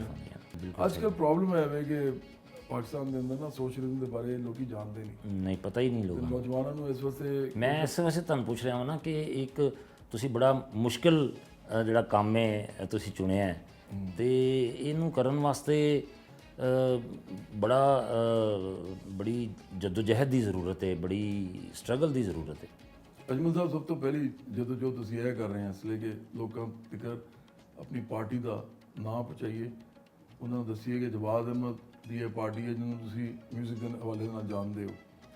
ਉਹਦੇ ਸਭ ਤੋਂ ਵੱਡੀ ਰੁਕਾਵਟ ਸਾਡੇ ਸਾਹਮਣੇ ਜਿਹੜੀ ਹੈ ਨਾ ਉਹ ਹੈਗਾ ਮੀਡੀਆ ਆਪੇ, ਕਿਉਂਕਿ ਅਸੀਂ ਆਮ ਲੋਕਾਂ ਦੀ ਪਾਰਟੀਆਂ, ਸਾਡੇ ਕੋਲ ਬਹੁਤ ਜ਼ਿਆਦਾ ਫੰਡਸ ਨਹੀਂ ਹੈਗੇ। ਸੋਸ਼ਲ ਮੀਡੀਆ ਤੇ ਅਸੀਂ ਇੰਨੇ ਜ਼ਿਆਦਾ ਪੈਸੇ ਨਹੀਂ ਲਾ ਸਕਦੇ ਜਿੰਨੀ ਬਾਕੀ ਪਾਰਟੀਆਂ ਲਾ ਸਕਦੀਆਂ। ਇਹੀ ਵਜ੍ਹਾ ਹੈ ਕਿ ਸੋਸ਼ਲ ਮੀਡੀਆ ਤੇ ਤੁਹਾਡੇ ਹਾਲੇ ਫਾਲੋਅਰਸ ਇੰਨੇ ਜ਼ਿਆਦਾ ਨਹੀਂ ਨੇ। ਨਹੀਂ, ਉਹ ਇਸ ਵਾਸਤੇ ਨਹੀਂ ਹੈਗੇ ਕਿਉਂਕਿ PTI ਨੇ ਮੇਰੇ ਸਪੈਸ਼ਲੀ ਯਲਗਾਰ ਕੀਤੀ ਦੀ ਹੈ ਮੇਰੇ तमाम ਪੋਸਟਾਂ ਦੇ तमाम ਅਕਾਊਂਟਸ ਦੇ ਉੱਤੇ। ਇਹ ਨਾ ਫੈਸ਼ਿਜ਼ਮ ਕਰਦੇ ਨੇ ਮੇਰੇ ਨਾਲ, ਇਹ ਰਿਪੋਰਟ ਕਰਦੇ ਨੇ ਮੇਰੀ ਪੋਸਟਾਂ ਨੂੰ, ਇਹ ਮੇਰੇ ਬਲੌਕ ਕਰਦੇ ਨੇ ਸਾਰੇ ਅਕਾਊਂਟਸ। ਇਹਨਾਂ ਲੋਕਾਂ ਨੂੰ ਕਹਿੰਦੇ ਨੇ ਬਲੌਕ ਕਰੋ, ਕਾਫੀ ਸਟਰੈਂਥ ਹੈਗੀ ਇਹਨਾਂ ਦੀ। ਉਹਦੇ ਬਾਅਦ ਫਿਰ ਰਿਪੋਰਟ ਜਦੋਂ ਕਰਦੇ ਨੇ ਨਾ ਮੇਰੀ ਰੀਚ ਹੀ ਰੁਕ ਜਾਂਦੀ ਹੈ। 1000 ਬੰਦਾ ਅਗਰ ਤੁਹਾਨੂੰ ਰਿਪੋਰਟ ਕਰੇ ਨਾ ਤੁਹਾਡੀ ਪੋਸਟ ਨੂੰ ਆਉਂਦੇ ਹੀ, ਤੇ ਉਹ ਐਲਗੋਰਿਥਮ ਸਮਝਦਾ ਹੈ ਕਿ ਕੋਈ ਪਤਾ ਨਹੀਂ ਕੀ ਹੈਗਾ ਇਸ ਪੋਸਟ ਵਿੱਚ, ਉਹਨਾਂ ਤੋਂ ਨਹੀਂ ਪਤਾ ਉਹਦੇ ਪਿੱਛੇ ਕੀ ਚੀਜ਼ ਚੱਲ ਰਹੀ। ਤੇ ਜਦੋਂ ਤੱਕ ਉਹ AI ਉਹਨੂੰ ਵੇਖਦੀ ਹੈ ਜਾਂ ਉਹਦੀ ਜਦੋਂ ਵਾਰੀ ਆਉਂਦੀ ਹੈ ਜਾਂ ਜਦੋਂ ਤੱਕ ਇੱਕ ਮੈਨੂਅਲੀ ਕੋਈ ਬੰਦਾ ਵੇਖਦਾ ਉਸ ਲਈ ਤੇ ਮੇਰੀ ਰੀਚ ਬਿਲਕੁਲ ਰੁਕ ਗਈ ਹੁੰਦੀ। ਇਸ ਵਜ੍ਹਾ ਤੋਂ ਮੇਰਾ ਸੋਸ਼ਲ ਮੀਡੀਆ ਮੁਤਾਸਰ ਹੋ ਰਿਹਾ ਤੇ ਇਹ ਕਾਫੀ ਜ਼ਿਆਦਾ ਇਹਨਾਂ ਨੇ ਮੇਰੇ ਨਾਲ ਇਹ ਕੰਮ ਕੀਤਾ। ਜਵਾਦ ਸਾਹਿਬ ਤੁਸੀਂ ਸ਼ੁਰੂ 'ਚ ਕ੍ਰਿਕਟ ਵੀ ਬੜੀ ਖੇਲੀ, ਤੁਸੀਂ ਫਸਟ ਕਲਾਸ ਕ੍ਰਿਕਟ ਵੀ ਖੇਲੀ ਜੀ। ਤੇ ਮਤਲਬ ਉਸ ਵੇਲੇ ਬੀਇੰਗ ਏ ਕ੍ਰਿਕਟਰ ਤੁਸੀਂ ਇਮਰਾਨ ਨੂੰ ਵੀ ਦੇਖਦੇ ਸੋ, ਇਮਰਾਨ ਵੀ ਬੜਾ ਉਸ ਵੇਲੇ ਜੋ ਬੰਦੇ ਸੀ ਉਹਦਾ ਕੈਰੀਅਰ ਵੀ, ਉਸ ਵੇਲੇ ਵੀ ਉਹਨੂੰ ਤੁਸੀਂ ਪਸੰਦ ਕਰਦੇ ਸੋ ਜਾਂ ਨਾ ਪਸੰਦ ਕਰਦੇ ਸੋ? ਨਹੀਂ, ਮੈਂ ਬਿਲਕੁਲ ਪਸੰਦ ਕਰਦਾ ਸੀ। ਮੈਂ 2-4 ਲੋਕਾਂ ਨੂੰ ਬੜਾ ਪਸੰਦ ਕਰਦਾ ਸੀ। ਇੱਕ ਉਹ ਤਾਂ ਖੈਰ ਮੇਰੇ ਤੋਂ ਪਹਿਲੇ ਹੀ ਸਨ, ਪਰ ਡੌਨ ਬ੍ਰੈਡਮੈਨ ਮੇਰੇ ਵਾਲਿਦ ਸਾਹਿਬ ਬੜਾ ਜ਼ਿਕਰ ਕਰਦੇ ਸੀ। ਫਿਰ ਉਹਨਾਂ ਦੀ ਕੁਝ ਵੀਡੀਓਜ਼ ਮੈਂ ਵੇਖੀਆਂ ਵੀ ਸਨ, ਫਿਰ ਉਹਨਾਂ ਦੇ ਮੈਂ ਰਿਕਾਰਡਸ ਵੇਖਦਾ ਸੀ, ਬੜਾ ਹੈਰਾਨ ਹੁੰਦਾ ਸੀ। ਫਿਰ ਉਹਦੇ ਬਾਅਦ ਵਿਵਿਨ ਰਿਚਰਡਸ ਮੈਨੂੰ ਬੜੇ ਪਸੰਦ ਸਨ। ਇਮਰਾਨ ਖਾਨ ਚੌਥੇ ਨੰਬਰ 'ਤੇ ਸੀ, ਮਾਜਿਦ ਖਾਨ ਉਸ ਤੋਂ ਉਹਨਾਂ ਤੋਂ ਪਹਿਲੇ। ਮਾਜਿਦ ਖਾਨ ਮੈਨੂੰ ਬੜੇ ਪਸੰਦ ਸੀ। ਬਲਕਿ ਇੱਕ ਦਫਾ ਮੇਰੀ ਮਾਜਿਦ ਖਾਨ ਜਦੋਂ PTV ਦੇ ਬਣ ਗਏ ਸੀ, ਹੈੱਡ ਬਣ ਗਏ ਸੀ ਇਸਲਾਮਾਬਾਦ ਵਿੱਚ, ਤੇ ਮੈਂ ਇਸਲਾਮਾਬਾਦ ਕੋਈ ਸ਼ੋਅ ਕਰਨ ਗਿਆ ਤੇ ਅੰਦਰ ਆ ਰਹੇ ਸੀ PTV ਤੇ ਮੈਂ ਬਾਹਰ ਜਾ ਰਿਹਾ ਸੀ ਤੇ ਇਹਨਾਂ ਨੇ ਮੈਨੂੰ ਕਿਹਾ ਕਿ ਔਰ ਜਵਾਦ ਆਪ ਠੀਕ ਠਾਕ ਹੈ, ਸਭ ਖੈਰੀਅਤ? ਤੇ ਮੈਨੂੰ ਇੰਨਾ ਮਜ਼ਾ ਆਇਆ। ਮੈਂ ਕਿਹਾ ਵੇਖੋ ਜ਼ਰਾ, ਮੈਨੂੰ ਉਸ ਲਈ ਕਿਉਂਕਿ ਨਵਾਂ ਮੈਂ ਹਲੇ ਉੱਭਰ ਰਿਹਾ ਸੀ ਨਾ, ਜੀ। ਮੈਂ ਸੋਚਿਆ ਯਾਰ ਇਹਨਾਂ ਨੂੰ ਪਤਾ ਨਹੀਂ ਗਾ ਕਿ ਫਿਰ ਉਹਨਾਂ ਨੂੰ ਦੱਸਿਆ, ਮੈਂ ਕਿਹਾ ਮੈਂ ਤਾਂ ਤੁਹਾਨੂੰ ਨਾ ਬੜਾ ਪਸੰਦ ਕਰਦਾ, ਮੇਰੀ ਤੁਹਾਡੇ ਨਾਲ ਬੜੀ ਇੱਕ ਵਾਬਸਤਗੀ ਹੈਗੀ ਹੈ। ਤੇ ਇਹ 4 ਲੋਕ ਮੈਨੂੰ ਜ਼ਿਆਦਾ ਪਸੰਦ ਸਨ। ਪਰ ਇਮਰਾਨ ਖਾਨ ਦੇ ਨਾਲ ਜੇ ਮਸਲਾ ਹੋਇਆ ਨਾ, ਉਹ ਇਹ ਹੋਇਆ ਮੇਰਾ ਕਿ ਇੱਕ ਤੇ ਇਹਨਾਂ ਨੇ ਮੇਰੇ ਨਾਲ ਜੋ ਕੀਤਾ ਇਸ ਤਰ੍ਹਾਂ, ਪਹਿਲੇ ਮੈਨੂੰ ਪਾਰਟੀ 'ਚ ਆਉਣ ਦੀ ਆਫਰ ਕੀਤੀ 2013 ਵਿੱਚ 4 ਦਫਾ, ਤੇ ਜਦੋਂ ਮੈਂ ਆਪਣੀ ਪਾਰਟੀ ਬਣਾਈ ਤੇ ਮੇਰੇ ਨਾਲ ਬਦਤਮੀਜ਼ੀ ਸ਼ੁਰੂ ਕਰਵਾ ਛੱਡੀ। ਅੱਛਾ ਜੀ। ਤੇ ਜਵਾਦ ਸਾਹਿਬ ਕ੍ਰਿਕਟ ਤੁਸੀਂ ਸ਼ੁਰੂ ਕੀਤੀ, ਫਸਟ ਕਲਾਸ ਕ੍ਰਿਕਟ ਵੀ ਖੇਲੀ, ਤੇ ਛੱਡ ਕਿਉਂ ਦਿੱਤੀ ਕ੍ਰਿਕਟ? ਕਿਉਂਕਿ ਉਸ ਲਈ ਮੈਨੂੰ ਲੱਗਿਆ ਸੀ ਕਿ ਪਤਾ ਕਿ ਜਾਂ ਤਾਂ ਮੈਂ ਮੌਸੀਕੀ ਕਰ ਸਕਣਾ ਜਾਂ ਕ੍ਰਿਕਟ ਖੇਡ ਸਕਣਾ। ਅੱਛਾ। ਇੱਕੋ ਟਾਈਮ ਦੇ ਉੱਤੇ ਮੈਂ ਯੂਨੀਵਰਸਿਟੀ ਲਾਹੌਰ ਦਾ ਕਪਤਾਨ ਵੀ ਸੀ ਤੇ ਨਾਲ ਮੈਂ ਮਿਊਜ਼ਿਕ ਸਟੱਡੀ ਦਾ ਪ੍ਰੈਜ਼ੀਡੈਂਟ ਵੀ ਸੀ, ਨਾਲ ਮੈਂ ਜੁਬੜੇ ਦੀ ਵੀ ਗਾਉਂਦਾ ਸੀ। ਅੱਛਾ। ਤੇ ਹੁਣ ਵੇਖੋ ਨਾ, ਤੇ ਤੁਸੀਂ ਜਦੋਂ ਤੁਸੀਂ ਮਸ਼ਹੂਰ ਹੋਣਾ ਹੁੰਦਾ ਕਿ ਤੁਸੀਂ ਪੂਰੇ ਮੁਲਕ 'ਚ ਜਾਣੇ ਜਾਓ। ਜੀ। ਤੇ ਮੈਂ ਤੇ ਇਸ ਵਾਸਤੇ ਇਹ ਕਰ ਰਿਹਾ ਸੀ ਕਿਉਂਕਿ ਆਖਿਰਕਾਰ ਮੇਰਾ ਜਿਹੜਾ ਪੜਾਓ ਸੀ ਉਹ ਤੇ ਸਿਆਸਤ ਸੀ। ਸਾਰਿਆਂ ਨੂੰ ਪਤਾ ਸੀ, ਮੇਰੇ ਦੇ ਲੋਕਾਂ 'ਚ ਸਾਰਿਆਂ ਨੂੰ ਪਤਾ ਸੀ ਕਿ ਇਹਨੇ ਸਿਆਸਤ ਕਰਨੀ। ਮੇਰੇ ਦੀਵਾਰ ਦੇ ਉੱਤੇ ਲਿਖਿਆ ਹੁੰਦਾ ਸੀ, ਮੇਰੇ ਕਮਰੇ ਦੀ ਦੀਵਾਰ ਦੇ ਉੱਤੇ। ਅੱਛਾ। ਹਾਂਜੀ, ਮੈਂ ਉਹ ਗੱਲ ਕਰ ਰਿਹਾ FSC ਦੀ। ਜ਼ਬਰਦਸਤ। FSC ਦੇ ਜ਼ਮਾਨੇ। ਅੱਛਾ। ਹਾਂਜੀ। ਤੇ ਇਸ ਵਾਸਤੇ ਫਿਰ ਮੈਂ ਸੋਚਿਆ ਕਿ ਜਲਦੀ ਸ਼ੋਹਰਤ ਜਿਹੜੀ ਹੈ ਨਾ ਉਹ ਇਹਦੇ 'ਚ ਮਿਲ ਸਕਦੀ ਹੈ। ਕ੍ਰਿਕਟ ਵਿੱਚ ਬਹੁਤ ਮਿਹਨਤ ਕਰਨੀ ਪਏਗੀ, ਪੜ੍ਹਾਈ ਵੀ ਛੱਡਣੀ ਪੜੇਗੀ, ਜਾਂ ਉਹਨੂੰ ਉਹ ਮੁਤਾਸਰ ਬਹੁਤ ਹੋਵੇਗੀ। ਮਿਊਜ਼ਿਕ ਨਾਲ ਚੱਲ ਸਕਦਾ, ਇਸ ਵਾਸਤੇ ਫਿਰ ਮੈਂ ਕ੍ਰਿਕਟ ਛੱਡੀ। ਬਿਲਕੁਲ ਠੀਕ ਹੈ। ਨਾਜ਼ਰੀਨ, ਜਵਾਦ ਅਹਿਮਦ ਸਾਹਿਬ ਦੀਆਂ ਦਿਲਚਸਪ ਗੱਲਾਂ ਤੁਸੀਂ ਸੁਣ ਰਹੇ ਹੋ। ਇੱਥੇ ਵੇਲਾ ਹੋਇਆ ਹੈ ਇੱਕ ਛੋਟੇ ਜਿਹੇ ਬ੍ਰੇਕ ਦਾ, ਤੇ ਬ੍ਰੇਕ ਦੇ ਬਾਅਦ ਦੁਬਾਰਾ ਹਾਜ਼ਰ ਹੋਣੇ ਆ।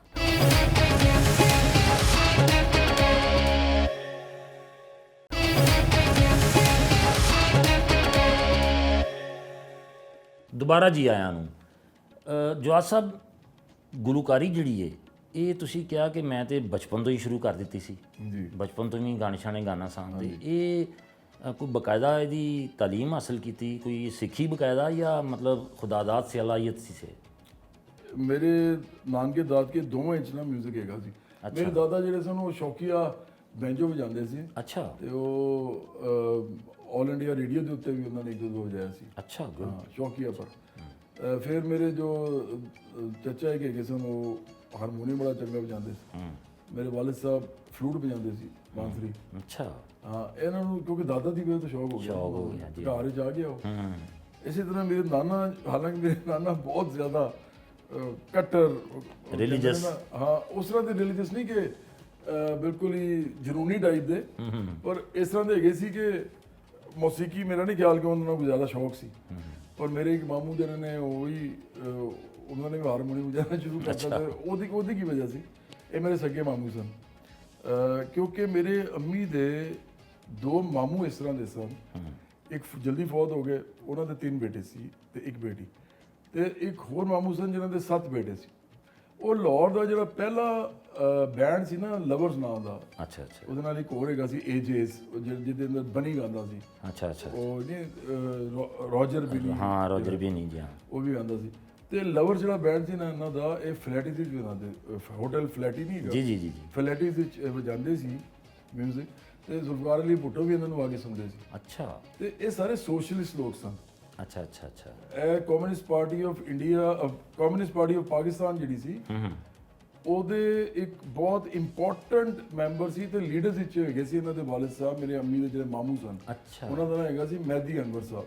ਉਹਨਾਂ ਨੂੰ ਫਿਰ ਜ਼ਿਆਉ ਲੱਗਦੇ ਜ਼ਮਾਨੇ 'ਚ ਆ ਕੇ ਕੈਦ ਹੋ ਗਈ ਜੇਲ੍ਹ ਵਿੱਚ ਕਿਲੇ। ਇਹ ਕਾਫੀ ਅਰਸਾ ਕੈਦ ਰਹੇ ਨੇ, ਕਾਫੀ ਸਹੂਲਤਾਂ ਬਰਦਾਸ਼ਤ ਕੀਤੀਆਂ ਨੇ। ਤੇ ਮਿਊਜ਼ਿਕ ਇਹਨਾਂ ਦੇ ਨਾਲ ਤੇ ਇਨਕਲਾਬ ਤੇ ਮਿਊਜ਼ਿਕ ਮੇਰੇ ਵਾਲਿਦ ਸਾਹਿਬ ਤੇ ਮੇਰੀ ਵਾਲਦਾ ਸਾਹਿਬਾ ਦੋਵਾਂ ਦੇ ਹੈਗੇ ਸੀ, ਖਾਨਦਾਨਾਂ ਦੇ ਅੰਦਰ ਮੌਜੂਦ ਹੈਗੇ ਸਨ। ਇਸ ਵਾਸਤੇ ਮੈਂ ਆਪਣੀ ਜੋ ਲਾਸਟ ਐਲਬਮ ਕੱਢਣੀ ਸੀ ਤੇ ਮੈਂ ਉਹਦਾ ਨਾਮ ਰੱਖਿਆ ਸੀ ਲਵ ਐਂਡ ਰੈਵੋਲੂਸ਼ਨ। ਅੱਛਾ। ਮੁਹੱਬਤ ਔਰ ਇਨਕਲਾਬ। ਜੀ ਹਾਂ, ਜੀ ਹਾਂ। ਤੇ ਇਸ ਵਾਸਤੇ ਇਹ ਬਚਪਨ ਤੋਂ ਹੀ ਮਤਲਬ ਥੋੜਾ ਜਿਹਾ ਇੱਧਰ ਰਾਗ ਸਾਰੇ ਨੇ ਗਾਣਾ ਸ਼ੁਰੂ ਕਰਤਾ ਗਾ ਰਹੇ। ਮੇਰੇ ਦੋਵੇਂ ਭਰਾ ਹੀ ਬੜਾ ਚੰਗਾ ਗਾਉਂਦੇ ਨੇ। ਅੱਛਾ, ਮਾਸ਼ਾਅੱਲਾ। ਮੇਰੇ ਤੋਂ ਛੋਟਾ ਜਿਹੜਾ ਭਰਾ ਹੈ ਉਹ ਮੇਰੇ ਕੋਲ ਵੀ ਚੰਗਾ ਗਾਉਂਦਾ, ਬਲਕਿ ਮੈਨੂੰ ਤਾਂ ਲੱਗਦਾ ਤੀਜਾ ਵੀ ਮੇਰੇ ਕੋਲ ਚੰਗਾ ਗਾਉਂਦਾ। ਅੱਛਾ, ਮਾਸ਼ਾਅੱਲਾ। ਪਰ ਇਹ ਹੈ ਕਿ ਉਹਨਾਂ ਨੇ ਕਿ ਪ੍ਰੋਫੈਸ਼ਨ ਨਹੀਂ ਚੁਣਿਆ। ਮੈਂ ਤਾਂ ਇੰਜੀਨੀਅਰਿੰਗ ਕੀਤੀ, ਮਕੈਨੀਕਲ ਇੰਜੀਨੀਅਰ ਬਣ ਗਿਆ। ਮੇਰੇ ਤੋਂ ਛੋਟਾ ਜਿਹੜਾ ਆਰਕੀਟੈਕਟ ਬਣ ਗਿਆ, ਉਹ ਯੂਟੀ ਤੋਂ। ਅੱਛਾ ਅੱਛਾ। ਸਭ ਤੋਂ ਛੋਟਾ ਡਾਕਟਰ ਹੈਗਾ। ਅੱਛਾ, ਤੇ ਮਾਸ਼ਾਅੱਲਾ। ਉਹ ਫਿਰ ਪ੍ਰੋਫੈਸ਼ਨਲੀ ਉਹਨਾਂ ਨੇ ਕੀਤਾ ਹੈਗਾ। ਸਹੀ ਹੈ। ਤੇ ਤੁਸੀਂ ਇਸ ਪਾਸੇ ਆ ਗਏ ਫਿਰ?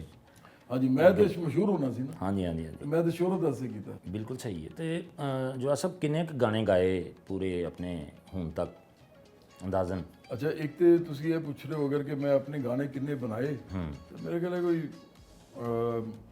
ਆਪਣੇ ਗਾਣੇ ਮੇਰੇ ਨੇ ਹੋ ਸਕਦਾ 100 ਦੇ ਕਰੀਬ ਹੋਣ। ਅੱਛਾ। ਲੇਕਿਨ ਜਿਹੜਾ ਇਹ ਮੈਂ ਗਾਣੇ ਗਾਏ ਨੇ ਉਹ ਤੇ ਬਹੁਤ ਜ਼ਿਆਦਾ ਨੇ, ਕਿਉਂਕਿ ਮੈਂ ਸਨ 92 ਦੇ ਆਖਰ ਵਿੱਚ ਤੇ 93 ਦੇ ਮੇਰੇ ਖਿਆਲ ਹੈ ਸ਼ੁਰੂ ਵਿੱਚ ਮੈਂ ਜੁਬੜੇ ਜੁਆਇਨ ਕੀਤਾ ਸੀ ਤੇ ਮੈਂ ਉਹਨੂੰ ਛੱਡਿਆ 98 ਵਿੱਚ। ਅੱਛਾ। ਤੇ ਤੁਸੀਂ ਸਮਝੋ ਕਿ 6 ਸਾਲ ਤਕਰੀਬਨ ਮੈਂ ਉਹਦੇ ਅੰਦਰ ਰਿਹਾ। ਤੇ ਉਹਨਾਂ 6 ਸਾਲਾਂ ਵਿੱਚ ਮੈਂ 2000 ਤੋਂ ਜ਼ਿਆਦਾ ਕਨਸਰਟ ਕੀਤੇ ਸੀ। ਅੱਛਾ, ਸ਼ੋਜ਼ ਕੀਤੇ ਸੀ। ਤੇ ਇਸ ਵਾਸਤੇ ਮੇਰਾ ਖਿਆਲ ਹੈ ਕਿ ਮੈਂ ਲਿਖਿਆ ਵੀ ਸੀ ਆਪਣੀ ਐਲਬਮ ਦੇ ਅੰਦਰ ਕਿ ਮੈਂ 2000 ਕਨਸਰਟ ਪਹਿਲੀ ਕਰਕੇ ਆਇਆ ਤੇ ਉਹਦੇ ਬਾਅਦ 26 ਸਾਲ ਹੋ ਰਹੇ ਕਿ ਨੇ। ਮਾਸ਼ਾਅੱਲਾ। ਮੈਨੂੰ ਨਹੀਂ ਲੱਗਦਾ ਕਿ ਮੇਰੇ ਤੋਂ ਜ਼ਿਆਦਾ ਕਿਸੇ ਨੇ ਪਾਕਿਸਤਾਨ ਦੇ ਅੰਦਰ ਸ਼ੋਜ਼ ਕੀਤੇ ਨੇ। ਇਹ ਮੈਂ ਬਿਲਕੁਲ ਜ਼ਿੰਮੇਵਾਰੀ ਨਾਲ ਕਹਿ ਰਿਹਾ। ਆਪਣੇ ਗਾਣੇ ਲਿਖਦੇ ਵੀ ਖੁਦ ਹੀ ਹੋ? ਮੈਂ ਆਪਣੇ ਗਾਣੇ ਜ਼ਿਆਦਾਤਰ ਆਪੇ ਲਿਖਦਾ ਸੀ, ਪਰ ਕਈ ਵਾਰ ਮੈਂ ਇਹ ਕਰਦਾ ਸੀ ਕਿ ਕੋਈ ਸ਼ਾਇਰੀ ਅਗਰ ਹੈਗੀ ਹੈ ਤਾਂ ਮੈਨੂੰ ਚੰਗੀ ਲੱਗ ਗਈ ਹੈ, ਇਹ ਘੱਟ ਹੋਇਆ ਪਰ ਹੋਇਆ ਹੈ, ਤੇ ਮੈਂ ਫਿਰ ਉਹਦੇ ਅੰਦਰ ਆਪਣੇ ਵੀ ਲਫ਼ਜ਼ ਪਾ ਕੇ ਕੁਝ ਲਫ਼ਜ਼ ਮੈਂ ਕੱਢਦੇ ਕੁਝ ਪਾ ਲਏ। ਮੈਂ ਤੁਹਾਨੂੰ ਮਿਸਾਲ ਦਿੰਦਾ, 2 ਮਿਸਾਲਾਂ ਦਿੰਦਾ। ਪਹਿਲੇ ਮੈਂ ਇੱਕ ਗਾਣਾ ਕੀਤਾ ਪ੍ਰਵੀਨ ਸ਼ਾਕਿਰ ਸਾਹਿਬਾ ਦੀ ਇੱਕ ਨਜ਼ਮ ਸੀ ਗੋਰੀ ਕਰਤ ਸਿੰਘ ਹਾਰ। ਹਾਂ, ਜ਼ਬਰਦਸਤ, ਬੜਾ ਹਿੱਟ ਹੋਇਆ ਤੁਹਾਡਾ ਗਾਣਾ। ਉਹ ਮਹਿੰਦੀ ਦੇ ਉੱਤੇ ਮੈਂ ਕਰਨਾ ਸੀ। ਉਹ ਐਵਨਿਊ ਸਟੂਡੀਓ ਇੱਕ ਬਹੁਤ ਵੱਡਾ ਡਰਾਮਾ, ਪਹਿਲਾ ਵੱਡਾ ਡਰਾਮਾ ਬਣਾ ਰਹੇ ਸਨ ਮਹਿੰਦੀ ਨਾਂ ਦਾ। ਉਹਦਾ ਮੈਂ ਅਗਰ ਤੂੰ ਗਾਣਾ ਬਣਾਇਆ ਨਾ ਤੇ ਮੈਂ ਫਿਰ ਉਹਦੇ ਅੰਦਰ ਆਪਣੀ ਚੀਜ਼ਾਂ ਐਡ ਕੀਤੀਆਂ। ਆਈ ਮਹਿੰਦੀ ਕੀ ਰਾਤ ਹੈ ਲਾਈ ਸਪਨੋਂ ਕੀ, ਫਿਰ ਐਸੀ ਸੁਹਾਨੀ ਅਲਬੇਲੀ ਸੀ, ਇਹ ਸਾਰੇ ਮੇਰੇ ਵਰਡਸ ਨੇ। ਤੇ ਬਾਕੀ ਪ੍ਰਵੀਨ ਸ਼ਾਕਿਰ ਸਾਹਿਬਾ ਦੇ ਹੈਗੇ ਨੇ ਸਟੈਂਜ਼ਾਸ। ਦੂਜਾ ਮੈਂ ਬੜਾ ਅਜੀਬ ਕੰਮ ਕੀਤਾ, ਬੜਾ ਮਜ਼ੇਦਾਰ ਕੰਮ। ਮੈਨੂੰ ਸਲੀਮਾ ਹਾਸ਼ਮੀ ਸਾਹਿਬਾ ਨਾਲ ਮੇਰੇ ਬੜਾ ਚੰਗਾ ਤਾਲੁਕ ਹੈ, ਮੁਨੀਜ਼ਾ ਹਾਸ਼ਮੀ ਸਾਹਿਬਾ ਨਾਲ ਵੀ ਬੜਾ ਚੰਗਾ ਤਾਲੁਕ ਹੈ, ਫੈਜ਼ ਅਹਿਮਦ ਫੈਜ਼ ਦੋਵੇਂ ਬੇਟੀਆਂ ਨੇ, ਤੁਹਾਨੂੰ ਪਤਾ ਹੈ। ਅਦੀਲ ਹਾਸ਼ਮੀ ਨਾਲ ਵੀ ਮੇਰਾ ਚੰਗੀ ਦੋਸਤੀ ਹੈ। ਤੇ ਮੈਂ ਲੰਡਨ ਵਿੱਚ ਹੈਗਾ ਸੀ ਤੇ ਇੱਕ ਕਨਸਰਟ ਮੈਂ ਗਾ ਰਿਹਾ ਸੀ, ਜਿਹੜਾ ਕਨਸਰਟ ਹੈਗਾ ਹੀ ਫੈਜ਼ ਸਾਹਿਬ ਦੇ ਯਾਦ ਨਾਲ ਸੀ। ਉੱਥੇ ਸਲੀਮਾ ਹਾਸ਼ਮੀ ਸਾਹਿਬਾ ਵੀ ਆਏ ਦੇ ਸਨ। ਉਹਨਾਂ ਨੇ ਉਹ ਵੀ ਇੰਜੋਏ ਕਰ ਰਹੇ ਸਨ। ਮੈਂ ਉਹਨਾਂ ਨੂੰ ਕਿਹਾ ਕਿ ਮੈਂ ਨਾ ਇੱਕ ਗਾਣਾ ਕਰਨਾ ਹੈ ਫੈਜ਼ ਸਾਹਿਬ ਦਾ, ਪਰ ਉਹਦੇ 'ਚ ਮੈਂ 1-2 ਲਫ਼ਜ਼ ਚੇਂਜ ਕਰਨੇ ਨੇ। ਅੱਛਾ। ਤੇ ਤੁਸੀਂ ਇਜਾਜ਼ਤ ਦਿਓ? ਹਾਂ, ਤੁਸੀਂ ਇਹਦੇ ਨਾਲ ਐਗਰੀ ਕਰ ਦਿਓ। ਉਹਨਾਂ ਨੇ ਇਹ ਕਰ ਲਓ। ਤੇ ਫਿਰ ਮੈਂ ਇਹ ਗਾਣਾ ਕੀਤਾ। ਉਹਨਾਂ ਨੇ ਕੀਤਾ ਸੀ ਉੱਠ, ਲਿਖਿਆ ਸੀ ਉੱਠ ਉਤਾਨ ਨੂੰ ਜੱਟਾ ਮਰਦਾ ਕਿਉਂ ਜਾਏ। ਅੱਛਾ। ਤੇ ਮੈਂ ਫਿਰ ਉਹਨੂੰ ਕਰਤਾ ਉੱਠ ਉਤਾਨ ਨੂੰ ਕਿਸਾਨਾ ਹੁਣ ਤੂੰ ਜੀਣਾ ਹੈ। ਵਾਹ ਵਾਹ ਵਾਹ। ਤੇ ਉਹਦੇ ਅੰਦਰ ਫਿਰ ਮੈਂ ਉਹ ਕਾਫੀ ਮਸ਼ਹੂਰ ਹੋਇਆ ਜਦੋਂ ਇੰਡੀਆ 'ਚ ਕਿਸਾਨ ਬਾਹਰ ਨਿਕਲੇ। ਤੇ ਇਹ ਗਾਣਾ ਉਹਨਾਂ ਨੇ ਇੰਨਾ ਵਜਾਇਆ, ਇੰਡੀਆ 'ਚ ਬਹੁਤ ਵੱਡਾ ਹਿੱਟ ਹੋ ਗਿਆ ਸੀ। ਇਹਦੇ ਉੱਤੇ ਤੇ ਪੂਰੇ ਪਾਕਿਸਤਾਨ ਦੇ ਮੀਡੀਆ ਦੇ ਉੱਤੇ ਖਬਰ ਬਣੀ ਸੀ ਬੜੀ ਕਿ ਮੇਰਾ ਗਾਣਾ ਜਿਹੜਾ ਉੱਥੇ ਯੂਜ਼ ਹੋ ਰਿਹਾ। ਤੇ ਉਹ ਗਾਣਾ ਮੈਂ ਸੁਣਨਾ, ਬਲਕਿ ਤੁਸੀਂ, ਮੈਨੂੰ ਬੜਾ ਚੰਗਾ ਲੱਗਦਾ। BBC ਨੇ ਉਹਨੂੰ ਕਵਰ ਕੀਤਾ ਬੜਾ ਕੁਝ। ਤੇ ਉਹ ਗਾਣਾ ਫੈਜ਼ ਸਾਹਿਬ ਦਾ ਸੀ ਤੇ ਉਹਦੇ ਅੰਦਰ ਵੀ ਮੇਰੇ ਕਾਫੀ ਸਾਰੇ ਲਫ਼ਜ਼ ਆਪਣੇ ਹੈਗੇ ਨੇ। ਅਸੀਂ ਚਾਹਾਂਗੇ ਕਿ ਸਾਡੇ ਆਮ ਆਦਮੀ ਵਾਸਤੇ ਉਹਦੇ ਵੀ ਥੋੜੇ ਨੇ 2 ਬੋਲ ਸੁਣਾ ਦਿਓ। ਉੱਠ ਉਤਾਨੂੰ ਕਿਸਾਨਾ ਹੁਣ ਤੂੰ ਜੀਣਾ ਏ, ਉੱਠ ਉਤਾਨੂੰ ਕਿਸਾਨਾ ਹੁਣ ਤੂੰ ਜੀਣਾ ਏ, ਭੋਲਿਆ ਤੂੰ ਜਗ ਦਾ ਅੰਨਦਾਤਾ, ਤੇਰੀ ਸੋਹਣੀ ਧਰਤੀ ਮਾਤਾ, ਤੂੰ ਜਗ ਦਾ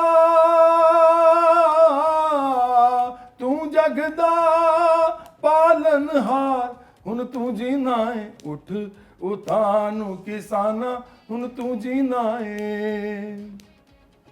ਵਜ਼ੀਰ ਆਜ਼ਮ ਸਦਰ ਤੇ ਜਨਰਲ ਡੀਸੀ ਜੱਜ ਤੇ ਪੁਲਿਸ ਅਫਸਰ ਸਾਰੇ ਤੇਰਾ ਦਿੱਤਾ ਖਾਵਣ। ਤੂੰ ਜੇ ਨਾ ਬੀਜੇ ਤੂੰ ਜੇ ਨਾ ਗਾਵੇਂ ਭੁੱਖੇ ਪਾਣੇ ਸਭ ਮਰ ਜਾਵਨ। ਇਹ ਚਾਕਰ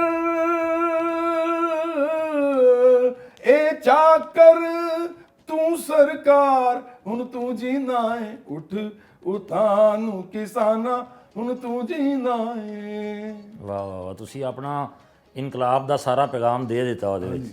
ਕਿਸਾਨਾਂ ਨੂੰ ਤੇ ਬਿਲਕੁਲ ਦੇ ਚੜਿਆ। ਤੇ ਆ ਜਿਹੜਾ ਮਹਿੰਦੀ ਵਾਲਾ ਗਾਣਾ ਤੁਹਾਡਾ ਬਹੁਤ ਹਿੱਟ ਗਿਆ, ਇਹ ਐਰਕੀ ਬਸੰਤ ਤੇ ਵੀ ਬੜਾ ਜਿਹੜੇ ਟੌਪ ਕਲਾਸ ਗਾਣੇ ਸਨ ਉਹਨਾਂ ਦੇ ਵਿੱਚ ਸ਼ੁਮਾਰ ਹੁੰਦਾ ਰਿਹਾ। ਤੇ ਇਹਦੇ ਕੋਈ ਦੋ ਚਾਰ ਬੋਲ ਸਾਡੇ ਵੇਖਣ ਵਾਲਿਆਂ ਵਾਸਤੇ ਵੀ ਪੇਸ਼ ਕਰ ਦਿਓ। ਅੱਛਾ, ਮਹਿੰਦੀ ਤੇ ਹੋਇਆ ਉਹ, ਮੈਂ ਇਹ ਦੋਵੇਂ ਗਾਣੇ ਰਿਵਾਈਵ ਹੋ ਗਏ ਨੇ, ਪਤਾ ਨਹੀਂ ਕਿਉਂ ਆਪੇ ਹੀ ਹੋ ਗਏ ਨੇ, ਮੈਨੂੰ ਸਮਝ ਨਹੀਂ ਆਈ ਗੱਲ। ਇੱਕ ਮਹਿੰਦੀ ਤੇ ਉਹਦੇ ਬਾਅਦ ਉੱਚੇ ਮਜਾਜਾਂ ਵਾਲੀ ਬਸੰਤ ਵਿੱਚ ਨਾ ਉੱਚੇ ਮਜਾਜਾਂ ਵਾਲੀ ਚੱਲਿਆ। ਅੱਛਾ, ਇਹ 5 ਦਿਨ ਨੰਬਰ 1 ਤੇ ਰਿਹਾ ਇੰਸਟਾਗ੍ਰਾਮ, ਫੇਸਬੁੱਕ, ਬਹੁਤ ਜ਼ਿਆਦਾ ਹਰ ਜਗ੍ਹਾ। ਜੀ ਹਾਂ ਜੀ। ਤੇ ਮੈਨੂੰ ਆਪੇ ਨਹੀਂ ਸਮਝ ਆਈ ਕਿ ਹੋਇਆ ਕੀ ਹੈ। ਚਲੋ ਜ਼ਰਾ 25 ਸਾਲ ਪਹਿਲੇ ਮੈਂ ਗਾਇਆ ਸੀ, ਲੋਕਾਂ ਨੇ ਨਵੇਂ ਗਾਣੇ ਬਣਾਏ ਬਸੰਤ ਦੇ। ਹਾਂ, ਬੜੇ ਬਣਾਏ ਨਹੀਂ, ਲੇਕਿਨ ਇਹ ਬਹੁਤ ਚੱਲੇ ਨੇ ਮਾਸ਼ਾਅੱਲਾ ਜੀ। ਉਹ ਮੈਂ ਤੁਹਾਨੂੰ ਸੁਣਾ ਦਿੰਦਾ। ਜੀ ਜੀ, ਪਲੀਜ਼ ਪਲੀਜ਼। ਉੱਚੇ ਮਜਾਜਾਂ ਵਾਲੀ ਆਖ ਗਈ ਇਥੋਂ ਐ ਕੁੜੇ ਅੱਜ ਹਾਰ ਗਈ। ਤੇਰੀ ਸੌਂ ਢੋਲਾ ਮਰ ਜਾਵਾਂਗੀ ਮੈਂ ਜੇ ਤੇਰੀ ਮੇਰੀ ਗੱਲ ਨਾ ਬਣੀ, ਜੇ ਤੇਰੀ ਮੇਰੀ ਗੱਲ ਨਾ ਬਣੀ। ਤੂੰ ਇਹ ਸਾਰੇ ਜਗ ਤੋਂ ਸੋਹਣਾ ਤੇਰੇ ਵਰਗਾ ਹੋਰ ਨਹੀਂ। ਦਿਲ ਤੇਰੇ ਤੇ ਆਇਆ ਸਜਣਾ, ਦਿਲ ਤੇ ਕੋਈ ਜ਼ੋਰ ਨਹੀਂ। ਨੇੜੇ ਹੋ ਕੇ ਕਹਿ ਜਾਂਦੀ ਏ ਮੈਂ ਕੁੜੀ ਕਮਜ਼ੋਰ ਨਹੀਂ। ਦੁਨੀਆ ਤੋਂ ਮੰਨਨੀ ਮੈਂ ਹਾਰ ਨਹੀਂ, ਦੁਨੀਆ ਤੋਂ ਮੰਨਨੀ ਮੈਂ ਹਾਰ ਨਹੀਂ। ਡਰ ਡਰ ਕੇ ਹੁੰਦਾ ਏ ਪਿਆਰ ਨਹੀਂ। ਇੱਕ ਤੂੰ ਜੋ ਮੇਰੇ ਨਾਲ ਹੋਵੇ ਕਿਸੇ ਦੀ ਮੈਨੂੰ ਪਰਵਾਹ ਨਹੀਂ। ਹੋ ਹਾ ਉੱਚੇ ਮਜਾਜਾਂ ਵਾਲੀ ਆਖ ਗਈ ਤੇਥੋਂ ਐ ਕੁੜੇ ਅੱਜ ਹਾਰ ਗਈ। ਤੇਰੀ ਸੌਂ ਢੋਲਾ ਮਰ ਜਾਵਾਂਗੀ ਮੈਂ ਜੇ ਤੇਰੀ ਮੇਰੀ ਗੱਲ ਨਾ ਬਣੀ, ਜੇ ਤੇਰੀ ਮੇਰੀ ਗੱਲ ਨਾ ਬਣੀ। ਬਹੁਤ ਖੂਬ, ਬਹੁਤ ਖੂਬ, ਬਹੁਤ ਖੂਬ।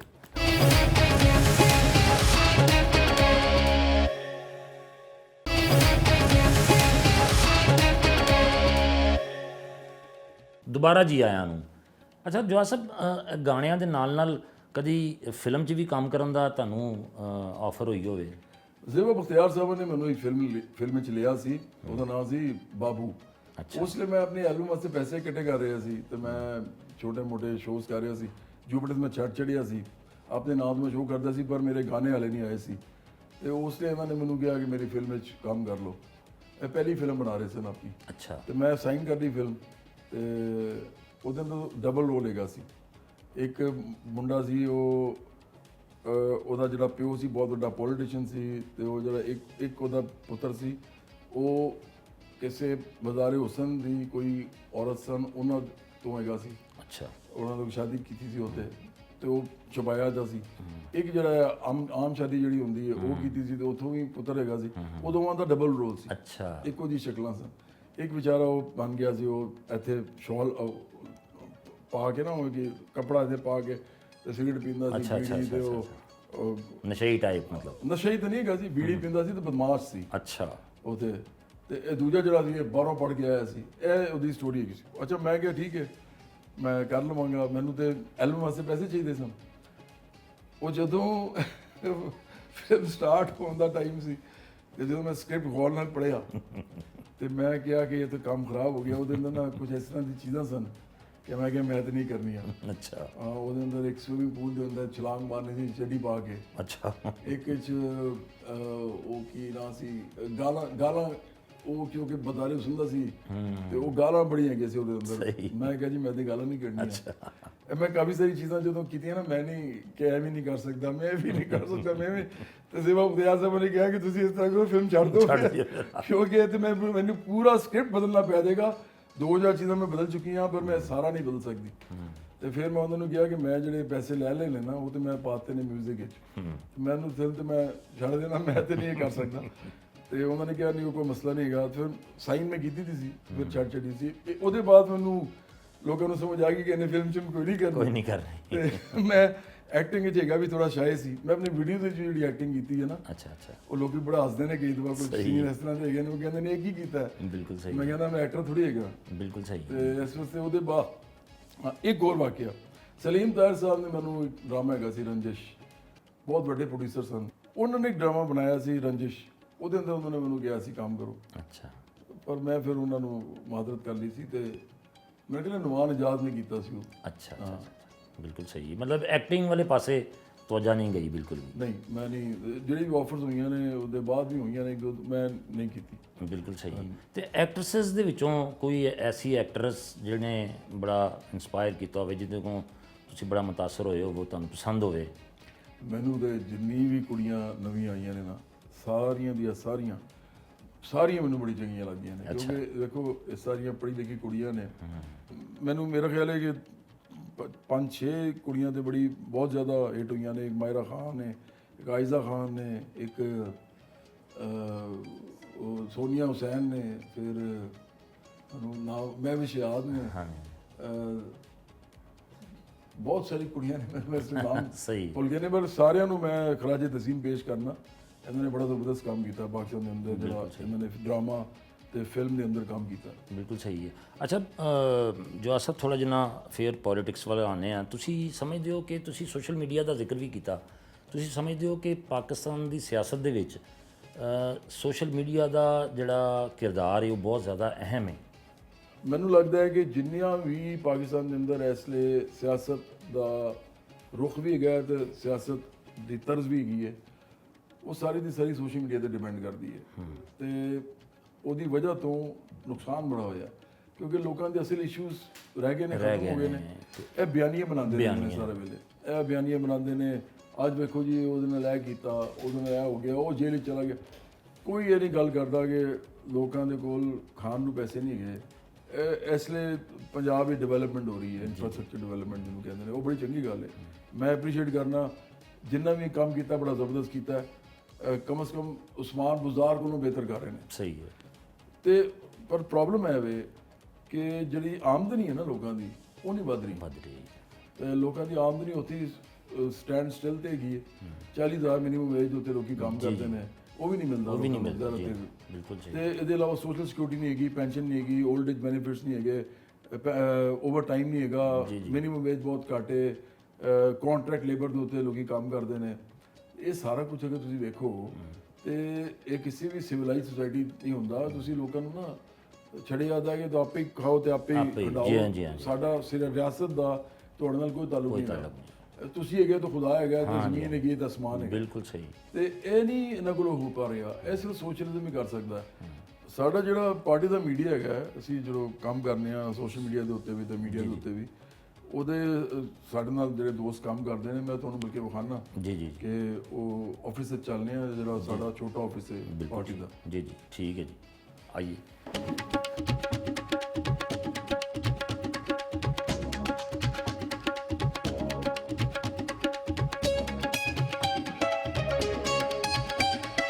ਜਵਾਦ ਭਾਈ, ਇਹ ਤੁਹਾਡਾ ਸੋਸ਼ਲ ਮੀਡੀਆ ਤੇ ਮੀਡੀਆ ਦਾ ਆਫਿਸ ਹੈ? ਜੀ, ਇਹ ਸਾਡਾ ਉਹ ਆਫਿਸ ਹੈ ਜਿੱਥੋਂ ਮੇਰੀ ਤਕਰੀਰਾਂ, ਮੇਰੇ ਬਿਆਨ, ਫਿਰ ਪਾਰਟੀ ਦੇ ਵੀ ਬਿਆਨ, ਬਾਕੀ ਲੋਕਾਂ ਦੇ ਵੀ, ਉਹਦੇ ਇਲਾਵਾ ਫਿਰ ਸਾਡੇ ਜਿਹੜੇ ਨਜ਼ਰੀਆ ਹੈ ਪਾਰਟੀ ਦਾ, ਸੋਸ਼ਲਿਜ਼ਮ ਦਾ, ਉਹਦੇ ਬਾਰੇ ਨਾਲ ਜਿੰਨੀ ਪ੍ਰੋਪੀਗੇਸ਼ਨ ਆਫ ਆਈਡੀਆਜ਼ ਹੈ, ਲੋਕਾਂ ਤੱਕ ਲੈ ਕੇ ਜਾਣਾ ਉਹਨਾਂ ਨੂੰ, ਉਹ ਸਾਰਾ ਕੁਝ ਇੱਥੋਂ ਹੁੰਦਾ ਹੈ। ਮਤਲਬ ਸਮਝੋ ਕਿ ਪ੍ਰੋਪੇਗੈਂਡਾ ਸਾਡਾ ਜਿਹੜਾ ਜਿਹਨੂੰ ਪੋਜ਼ਿਟਿਵ ਪ੍ਰੋਪੇਗੈਂਡਾ, ਉਹ ਇੱਥੋਂ ਹੀ ਸਾਰਾ ਚੱਲਦਾ। ਪ੍ਰੋਪੇਗੈਂਡਾ ਜਿਸ ਲਈ ਕਹਿੰਦੇ ਨੇ ਨਾ, ਤੇ ਉਹ ਲੋਕਾਂ ਦੇ ਜ਼ਿਹਨ 'ਚ ਮਨਫੀ ਖਿਆਲ ਵੀ ਆ ਜਾਂਦਾ ਹੈ। ਐਸਾ ਤੁਸੀਂ ਫੌਰਨ ਕਲੀਅਰ ਕਰ ਦਿੱਤਾ ਕਿ ਪੋਜ਼ਿਟਿਵ ਪ੍ਰੋਪੇਗੈਂਡਾ, ਕਿਉਂਕਿ ਪ੍ਰੋਪੇਗੈਂਡਾ ਅਸਲ ਜਿਹੜਾ ਲਫ਼ਜ਼ ਹੈ, ਉਹਦਾ ਮਤਲਬ ਇਹ ਨਹੀਂ ਹੈਗਾ ਜਿਹੜਾ ਮਨਫੀ ਹੈ। ਉਹਦਾ ਮਤਲਬ ਇਹ ਹੀ ਹੈਗਾ ਕਿ ਤੁਸੀਂ ਚੀਜ਼ਾਂ ਨੂੰ ਅੱਗੇ ਫੈਲਾਣਾ, ਮਤਲਬ ਆਪਣੇ ਅਫਕਾਰ ਨੂੰ, ਆਪਣੇ ਨਜ਼ਰੀਆਤ ਨੂੰ ਲੋਕਾਂ ਤੱਕ ਲੈ ਕੇ ਜਾਣਾ ਵੱਡੇ ਪੈਮਾਨੇ ਤੇ। ਬਿਲਕੁਲ ਸਹੀ। ਤੇ ਜਵਾਦ ਸਾਹਿਬ, ਤੁਸੀਂ ਇੱਥੋਂ ਇਸ ਮੀਡੀਆ ਦੇ ਜਿਹੜਾ ਦਫ਼ਤਰ ਹੈ, ਇੱਥੋਂ ਆਪਣੇ ਜਿਹੜੇ ਗੁਲੂਕਾਰੀ ਦੇ ਚੀਜ਼ਾਂ ਨੇ ਉਹ ਵੀ ਇੱਥੋਂ ਹੀ ਜਾਰੀ ਹੁੰਦੀਆਂ ਨੇ ਅੱਗੇ ਜਾਂ ਅਜਮਲ ਸਾਹਿਬ ਮੈਂ ਨਾ ਹੁਣ ਅਸਲ ਵਿੱਚ ਕਨਸਰਟ ਕਰਨੇ ਛੱਡ ਦਿੱਤੇ ਨੇ। ਅੱਛਾ। ਤੇ ਮੈਨੂੰ ਕੋਈ 1 ਕਰੋੜ ਰੁਪਇਆ ਵੀ ਦੇਵੇ ਨਾ ਤਾਂ ਮੈਂ ਕਨਸਰਟ ਨਹੀਂ ਕਰਦਾ। ਤੇ ਉਹਦੀ ਵਜ੍ਹਾ ਹੈ ਕਿ ਮੈਂ ਜਦੋਂ ਸਟੇਜ ਤੇ ਖਲੋਣਾ ਤੇ ਫਿਰ ਉਸ ਤੋਂ ਬਾਅਦ ਪਾਰਟੀ ਦਾ ਹੈਡ ਵੀ ਹੋਣਾ ਤੇ ਪਾਕਿਸਤਾਨ ਥੋੜਾ ਬੈਕਵਰਡ ਮੁਲਕ ਗਿਆ ਇਸ ਵਾਲੇ ਨਾਲ ਤੇ ਉਹ ਆਪਸ ਵਿੱਚ ਨਾ ਚੱਲਦਾ ਨਹੀਂ, ਉਹ ਮਿਲਦਾ ਨਹੀਂ ਆਪਸ ਵਿੱਚ। ਤੇ ਮੈਨੂੰ ਕੁਰਬਾਨੀ ਦੇਣੀ ਪੈ ਰਹੀ ਹੈ ਇਸ ਚੀਜ਼ ਦੀ ਤੇ ਮੈਂ ਦੇ ਰਿਹਾ ਬਸ। ਤੁਸੀਂ ਗੁਲੂਕਾਰੀ ਬਿਲਕੁਲ ਛੱਡ ਦਿੱਤੀ ਜਾਂ ਮਤਲਬ ਆਪਣੀ ਕੋਈ ਐਲਬਮਸ ਵਗੈਰਾ ਜਿਹੜਾ ਸਿਲਸਿਲਾ ਉਹ ਆਪਣੇ ਗਾਣੇ ਮੈਂ ਬਣਾਉਂਦਾ ਰਹਿਣਾ। ਉਹ ਐਲਬਮ ਤੇ ਕੱਢਣ ਦਾ ਹੁਣ ਖਤਮ ਹੋ ਗਿਆ ਨਾ ਕੰਮ। ਹੁਣ ਤੇ ਉੱਥੇ ਹੀ ਪਲੇਟਫਾਰਮ ਜਿਹੜੇ ਹੁੰਦੇ ਨੇ ਜਿਸ ਤਰ੍ਹਾਂ YouTube ਹੈ, ਜਿਸ ਤਰ੍ਹਾਂ ਤੁਹਾਡੇ ਬਿਲੀਵ, ਜਿਸ ਤਰ੍ਹਾਂ ਇੱਕ ਕੰਪਨੀ ਹੈਗੀ ਹੈ, ਇਸ ਤਰ੍ਹਾਂ ਦੀ ਹੋਰ ਵੀ ਕੰਪਨੀਆਂ ਨੇ ਆਡੀਓ ਤੇ ਸਪੋਟੀਫਾਈ ਸਾਰੀਆਂ। ਤੇ ਇੱਥੇ ਤੁਸੀਂ ਆਪਣੇ ਗਾਣੇ ਜਿਹੜੇ ਉਹ ਬਣਾ ਕੇ ਤੇ ਉਧਰ ਰੱਖ ਦਿੰਦੇ ਨੇ, ਲੋਕੀ ਸੁਣਦੇ ਰਹਿੰਦੇ ਨੇ, ਪਰ ਕਨਸਰਟ ਨਹੀਂ ਕਰਦਾ ਸਿਰਫ। ਕਨਸਰਟ ਸਰ ਇਹ ਬੜੇ ਅਵਾਰਡ ਮਾਸ਼ਾਅੱਲਾ ਮਿਲੇ ਨੇ ਤੁਹਾਨੂੰ। ਹਾਂਜੀ ਇਹ ਤੇ ਜਨਾਬ ਹੈਗੇ ਨੇ ਸਾਰੇ ਜਿੰਨੇ ਵੀ ਅਵਾਰਡ ਨੇ ਨਾ, ਇਹ ਮੈਨੂੰ ਇਹ ਵੀ ਨਹੀਂ ਯਾਦ ਹੈ ਕਿੱਥੋਂ ਆਏ ਨੇ, ਸਿਵਾਏ 10-12 ਦੇ ਜਿਹੜੇ ਬੜੇ ਮੇਨ ਅਵਾਰਡ ਸਨ। ਕਿਉਂਕਿ ਮੈਂ ਇੰਨੇ ਸ਼ੋਅਸ ਕੀਤੇ ਨੇ, ਇੰਨੀ ਜਗ੍ਹਾ ਮੈਂ ਗਿਆ ਵਾਂ, ਇੰਨੀ ਜਗ੍ਹਾ ਮੈਂ ਚੀਫ ਗੈਸਟ ਬਣਿਆ ਕਿ ਉਹਦੇ ਬਾਅਦ ਨਾ ਯਾਦ ਨਹੀਂ ਰਹਿੰਦਾ। 26 ਸਾਲ ਹੋ ਗਏ ਨੇ ਇਸ ਗੱਲ ਨੂੰ। ਤੇ ਇਹ ਜਿਹੜੇ PTV ਅਵਾਰਡ ਹੈਗਾ ਇਹਦੇ ਅੰਦਰ, ਉਹ ਮੈਨੂੰ ਬੜਾ ਇੰਪੋਰਟੈਂਟ ਮੇਰੇ ਵਾਸਤੇ। ਉਸ ਜ਼ਮਾਨੇ ਸਿਰਫ PTV ਹੁੰਦਾ, ਉਦੋਂ PTV ਅਵਾਰਡ ਹੀ ਹੁੰਦਾ ਸੀ ਤੇ ਮੈਨੂੰ ਬੈਸਟ ਸਿੰਗਰ ਦਾ ਅਵਾਰਡ ਮਿਲਿਆ ਸੀ ਮਾਸ਼ਾਅੱਲਾ। ਤੇ ਉਹ ਮੇਰੇ ਵਾਸਤੇ ਵੱਡੀ ਗੱਲ ਸੀ। ਤੇ ਇਸੇ ਤਰ੍ਹਾਂ ਜਿਹੜੇ ਨੇ ਬਹੁਤ ਸਾਰੇ ਹੋਰ ਵੀ ਅਵਾਰਡ ਨੇ ਜਿਹੜੇ ਕੋਈ ਅਵਾਰਡਸ ਦੀ ਜਿਹੜੇ ਫੰਕਸ਼ਨ ਹੁੰਦੇ ਸੀ, ਨਿਗਾਰ ਅਵਾਰਡਸ ਹੁੰਦਾ ਸੀ, ਬਲਾਨ ਅਵਾਰਡ ਬੜਾ ਬੜੇ ਉਹਨਾਂ ਦੇ ਜੀ, ਉਹਨਾਂ ਦੇ ਹੈਗੇ ਨੇ। ਫਿਰ ਇੰਡਸ ਮਿਊਜ਼ਿਕ ਵਗੈਰਾ ਦੇ, ਮਤਲਬ ਬਹੁਤ ਸਾਰੇ ਮੁxtਲਿਫ ਜਗ੍ਹਾ ਤੋਂ ਜਿਹੜੇ ਅਵਾਰਡ ਮਿਲੇ ਨੇ ਉਹ ਨੇ। ਤੇ 3 ਅਵਾਰਡ ਮੇਰੇ ਇੱਥੇ ਨਹੀਂ ਹੈਗੇ, ਉਹ ਸਦਾਰਤੀ ਅਵਾਰਡ ਨੇ। ਅੱਛਾ ਮਾਸ਼ਾਅੱਲਾ। ਮੇਰਾ ਖਿਆਲ ਹੈ ਪਾਕਿਸਤਾਨ ਦਾ ਵਾਹਿਦ ਆਰਟਿਸਟ ਹਾਂ ਜਿਹਨੂੰ 3 ਸਦਾਰਤੀ ਅਵਾਰਡ ਮਿਲੇ ਨੇ। ਅੱਛਾ ਮਾਸ਼ਾਅੱਲਾ। ਤਿੰਨੋਂ ਮੁxtਲਿਫ ਚੀਜ਼ਾਂ ਦੇ ਨੇ। ਇੱਕ ਮੌਸੀਕੀ ਦੇ ਉੱਤੇ ਹੈਗਾ ਉਹ ਤਮਗਾ ਇਮਤਿਆਜ਼ ਹੈ, ਉਹ ਜਨਰਲ ਪ੍ਰਵੇਜ਼ ਮੁਸ਼ਰਫ ਨੇ ਦਿੱਤਾ ਸੀ ਉਹਨਾਂ ਦੇ ਜ਼ਮਾਨੇ 'ਚ। ਦੂਜੇ ਨੰਬਰ ਤੇ ਉਹਨਾਂ ਨੇ ਇੱਕ ਹੋਰ, ਜਦੋਂ ਮੈਂ ਸੋਸ਼ਲ ਵਰਕ ਕੀਤਾ ਸੀ ਜ਼ਲਜ਼ਲੇ ਸੈਲਾਬਾਂ ਦੇ ਉੱਤੇ ਜਿਹੜਾ ਕੰਮ ਹੁੰਦਾ, ਤੇ ਉਹ ਮੈਨੂੰ ਫਿਰ ਮਿਲਿਆ ਸੀ ਸਿਤਾਰਾ ਇਸਾਰ, ਉਹ ਵੀ ਜਨਰਲ ਪ੍ਰਵੇਜ਼ ਮੁਸ਼ਰਫ ਦੇ ਜ਼ਮਾਨੇ 'ਚ। ਤੇ ਤੀਜਾ ਜਿਹੜਾ ਉਹ ਮੈਨੂੰ ਮਮਨੂਨ ਹੁਸੈਨ ਜਿਹੜੇ ਆਏ ਸਨ 2016 'ਚ ਮੈਨੂੰ ਮਿਲਿਆ ਸੀ, ਉਹ ਹੈਗਾ ਸੀ ਹਿਊਮਨ ਰਾਈਟਸ ਅਵਾਰਡ। ਅੱਛਾ। ਤੇ 3 ਸਦਾਰਤੀ ਅਵਾਰਡ ਨੇ। ਅੱਛਾ ਮਾਸ਼ਾਅੱਲਾ ਮਾਸ਼ਾਅੱਲਾ। ਤੇ ਉਹ ਇੱਥੇ ਨਹੀਂ ਰੱਖੇ ਤੁਸੀਂ? ਉਹ ਜ਼ਰਾ ਪ੍ਰੈਸਟੀਜੀਅਸ ਹੈਗੇ ਨੇ, ਉਹ ਹੈਗੇ ਵੀ ਇਸ ਤਰ੍ਹਾਂ ਦੇ ਨੇ ਜਿਹੜੇ ਪਾਉਂਦੇ ਨੇ। ਅੱਛਾ ਮੈਡਲਸ ਜਿਹੜੇ ਉਹ ਤੇ ਉਹਨਾਂ ਦਾ ਇੱਕ ਬਾਕਸ ਹੁੰਦਾ ਹੈ, ਉਹ ਹਕੂਮਤ ਪਾਕਿਸਤਾਨ ਦਾ ਆਪਣਾ ਹੁੰਦਾ ਹੈ, ਉਹ ਹਰੇ ਰੰਗ ਦਾ ਇੱਕ ਬਾਕਸ ਹੁੰਦਾ ਹੈ ਸਪੈਸ਼ਲੀ। ਜੀ ਉਹਦੇ ਅੰਦਰ ਹੀ ਪਏ ਦੇ ਨੇ। ਕਦੀ ਕਰ ਲੈਂਦੇ ਆ, ਅਗਰ ਕੋਈ ਕਵੇ ਨਾ ਕਿ ਸਾਨੂੰ ਤਸਵੀਰਾਂ ਚਾਹੀਦੀਆਂ ਨੇ, ਉਹਨਾਂ ਨੂੰ ਤਸਵੀਰਾਂ ਦੇ ਦਿੰਦੇ ਨੇ। ਬਿਲਕੁਲ ਠੀਕ ਹੈ। ਤੇ ਮੇਰਾ ਖਿਆਲ ਹੈ ਕਿ ਤੁਹਾਨੂੰ ਨਾ ਹੁਣ ਜਿਹੜਾ ਪਾਰਟੀ ਦਾ ਵੱਡਾ ਆਫਿਸ ਹੈ ਉੱਥੇ ਲੈ ਕੇ ਚੱਲਦੇ ਹਾਂ, ਜਿੱਥੇ ਪੋਲੀਟੀਕਲੀ ਸਾਰੇ ਕੰਮ ਹੁੰਦੇ ਨੇ। Very good. ਤੇ ਉੱਥੇ ਚੱਲਨੇ, ਉੱਥੇ ਲੋਕਾਂ ਨੂੰ ਮਿਲਾਨੇ ਆਪਾਂ। ਜੀ ਜ਼ਰੂਰ ਜੀ, ਆਓ ਜੀ।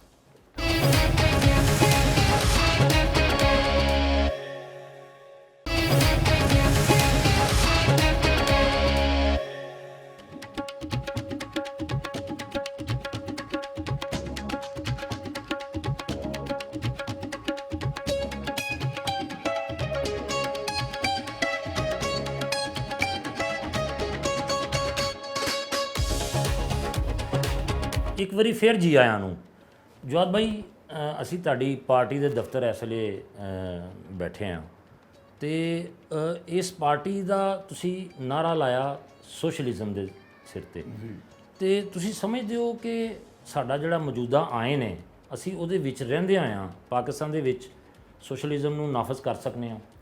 ਅਜਮਲ ਸਾਹਿਬ, ਸਭ ਤੋਂ ਦਿਲਚਸਪ ਗੱਲ ਇਹ ਵੀ ਹੈ ਕਿ ਜ਼ੁਲਫਕਾਰ ਅਲੀ ਭੁੱਟੋ ਨੇ ਜਦੋਂ ਇਹ ਆਇਨ ਬਣਾਇਆ ਤੇ ਉਹਦੇ ਅੰਦਰ ਆਰਟੀਕਲ 3 ਜਿਹੜਾ ਹੈਗਾ ਉਹ ਸੋਸ਼ਲਿਜ਼ਮ ਦੀ ਕਲੌਜ਼ ਹੈ। ਉਹ ਕਲੌਜ਼ ਹੈ ਜਿਹੜੀ ਕਾਰਲ ਮਾਰਕਸ ਤੋਂ ਲੈ ਕੇ ਲੈਨਨ ਤੱਕ ਸਾਰੀ ਚੱਲਦੀ ਰਹੀ ਹੈ। ਉਹਦਾ ਮਤਲਬ ਇਹ ਹੈ ਕਿ from each according to his ability to each according to his work. ਇੱਕ ਇਨਸਾਨ ਕੋਲੋਂ ਉਹਦੀ ਅਹਿਲੀਅਤ ਦੇ ਮੁਤਾਬਿਕ ਕੰਮ ਲਿਆ ਜਾਏ ਤੇ ਉਹਦੇ ਕੰਮ ਦੇ ਮੁਤਾਬਿਕ ਉਹਨੂੰ ਮੁਆਵਜ਼ਾ ਦਿੱਤਾ ਜਾਵੇ। ਤੇ ਇਹ ਸਾਡਾ ਆਰਟੀਕਲ 3 ਹੈਗਾ ਜਿਹੜਾ ਕਨਸਟੀਟਿਊਸ਼ਨ ਵਿੱਚ ਸ਼ਾਮਿਲ ਹੈ ਦਸਤੂਰ ਦੇ ਅੰਦਰ। ਜਦੋਂ ਤੱਕ ਬਹੁਤ ਵੱਡੀ ਅਲਗਾਰ ਨਹੀਂ ਹੋਵੇਗੀ ਸਿਆਸਤ ਦੇ ਅੰਦਰ ਆਮ ਲੋਕਾਂ ਦੀ, ਉਸ ਲਈ ਤੱਕ ਉਹਨਾਂ ਵਾਸਤੇ ਸੋਸ਼ਲਿਜ਼ਮ ਲਿਆਉਣਾ, ਉਹ ਜਿਹੜਾ ਰੂਲਿੰਗ ਕਲਾਸ ਨੇ, ਜਿਹੜੇ ਇਕਤਦਾਰ ਵਿੱਚ ਹੈਗੇ ਨੇ, ਜਿਹੜੇ ਹੁਕਮਰਾਨ ਅਮੀਰ ਤਬਕਾ ਸ਼ਰਾਫੀਆ, ਉਹ ਇਹ ਹੋਣ ਨਹੀਂ ਦੇਣਗੇ ਉਸ ਲਈ ਤੱਕ। ਤੇ ਫਿਰ ਤੁਸੀਂ ਕਿਸ ਤਰ੍ਹਾਂ ਪੋਸੀਬਲ ਹੈ ਕਿ ਤੁਸੀਂ ਇਹ ਜਿਹੜਾ ਨਾਅਰਾ ਲਗਾਉਂਦੇ ਹੋ ਇਹਨੂੰ ਇਹਦੇ 'ਤੇ ਅਮਲ ਦਰਾਮਦ ਕਰ ਸਕੋਗੇ?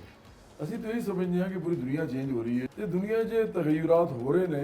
ਮੈਨੂੰ ਲੱਗਦਾ ਹੈ ਕਿ ਇੰਡੀਆ 'ਚ ਵੀ ਹੋਣ ਵਾਲਾ ਹੈ, ਕਿਉਂਕਿ ਬੀਜੇਪੀ ਨੇ ਜੋ ਕੁਝ ਕਰ ਦਿੱਤਾ ਉੱਥੇ ਇਹ ਹਿੰਦੂਤਵਾ ਦੇ ਨਾਂ ਦੇ ਉੱਤੇ ਤੇ ਉੱਥੇ ਬੜੀ ਮਦਦਫਰੋਸ਼ੀ ਉਹਨਾਂ ਨੇ ਕੀਤੀ ਹੈ ਤੇ ਉੱਥੇ ਵੀ ਲੈਫਟ ਦੀ ਪਾਰਟੀਆਂ ਸਟਰੈਂਥਨ ਮੈਨੂੰ ਪੱਕਾ ਹੀ ਨੇ ਹੋਣਗੀਆਂ।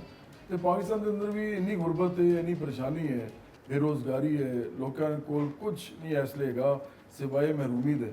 ਤੇ ਇੱਥੇ ਸੋਸ਼ਲ ਦਾ ਮਾਰਨਾ ਬੜਾ ਆਸਾਨ ਹੈ, ਸਿਰਫ ਇਹ ਵੇ ਕਿ ਲੋਕਾਂ ਨੂੰ ਇਸ ਗੱਲ ਦਾ ਅਹਿਸਾਸ ਹੋ ਜਾਵੇ ਕਿ ਬਰਾਬਰੀ ਪਾਰਟੀ ਹੀ ਸਿਰਫ ਵਾਹਿਦ ਪਾਰਟੀ ਹੈ। ਅਸੀਂ ਪਾਕਿਸਤਾਨ ਦੀ ਸਭ ਤੋਂ ਵੱਡੀ ਸੋਸ਼ਲਿਸਟ ਪਾਰਟੀ ਹਾਂ, ਬਾਕੀ ਛੋਟੇ ਛੋਟੇ ਗਰੁੱਪਸ ਹੈਗੇ ਨੇ।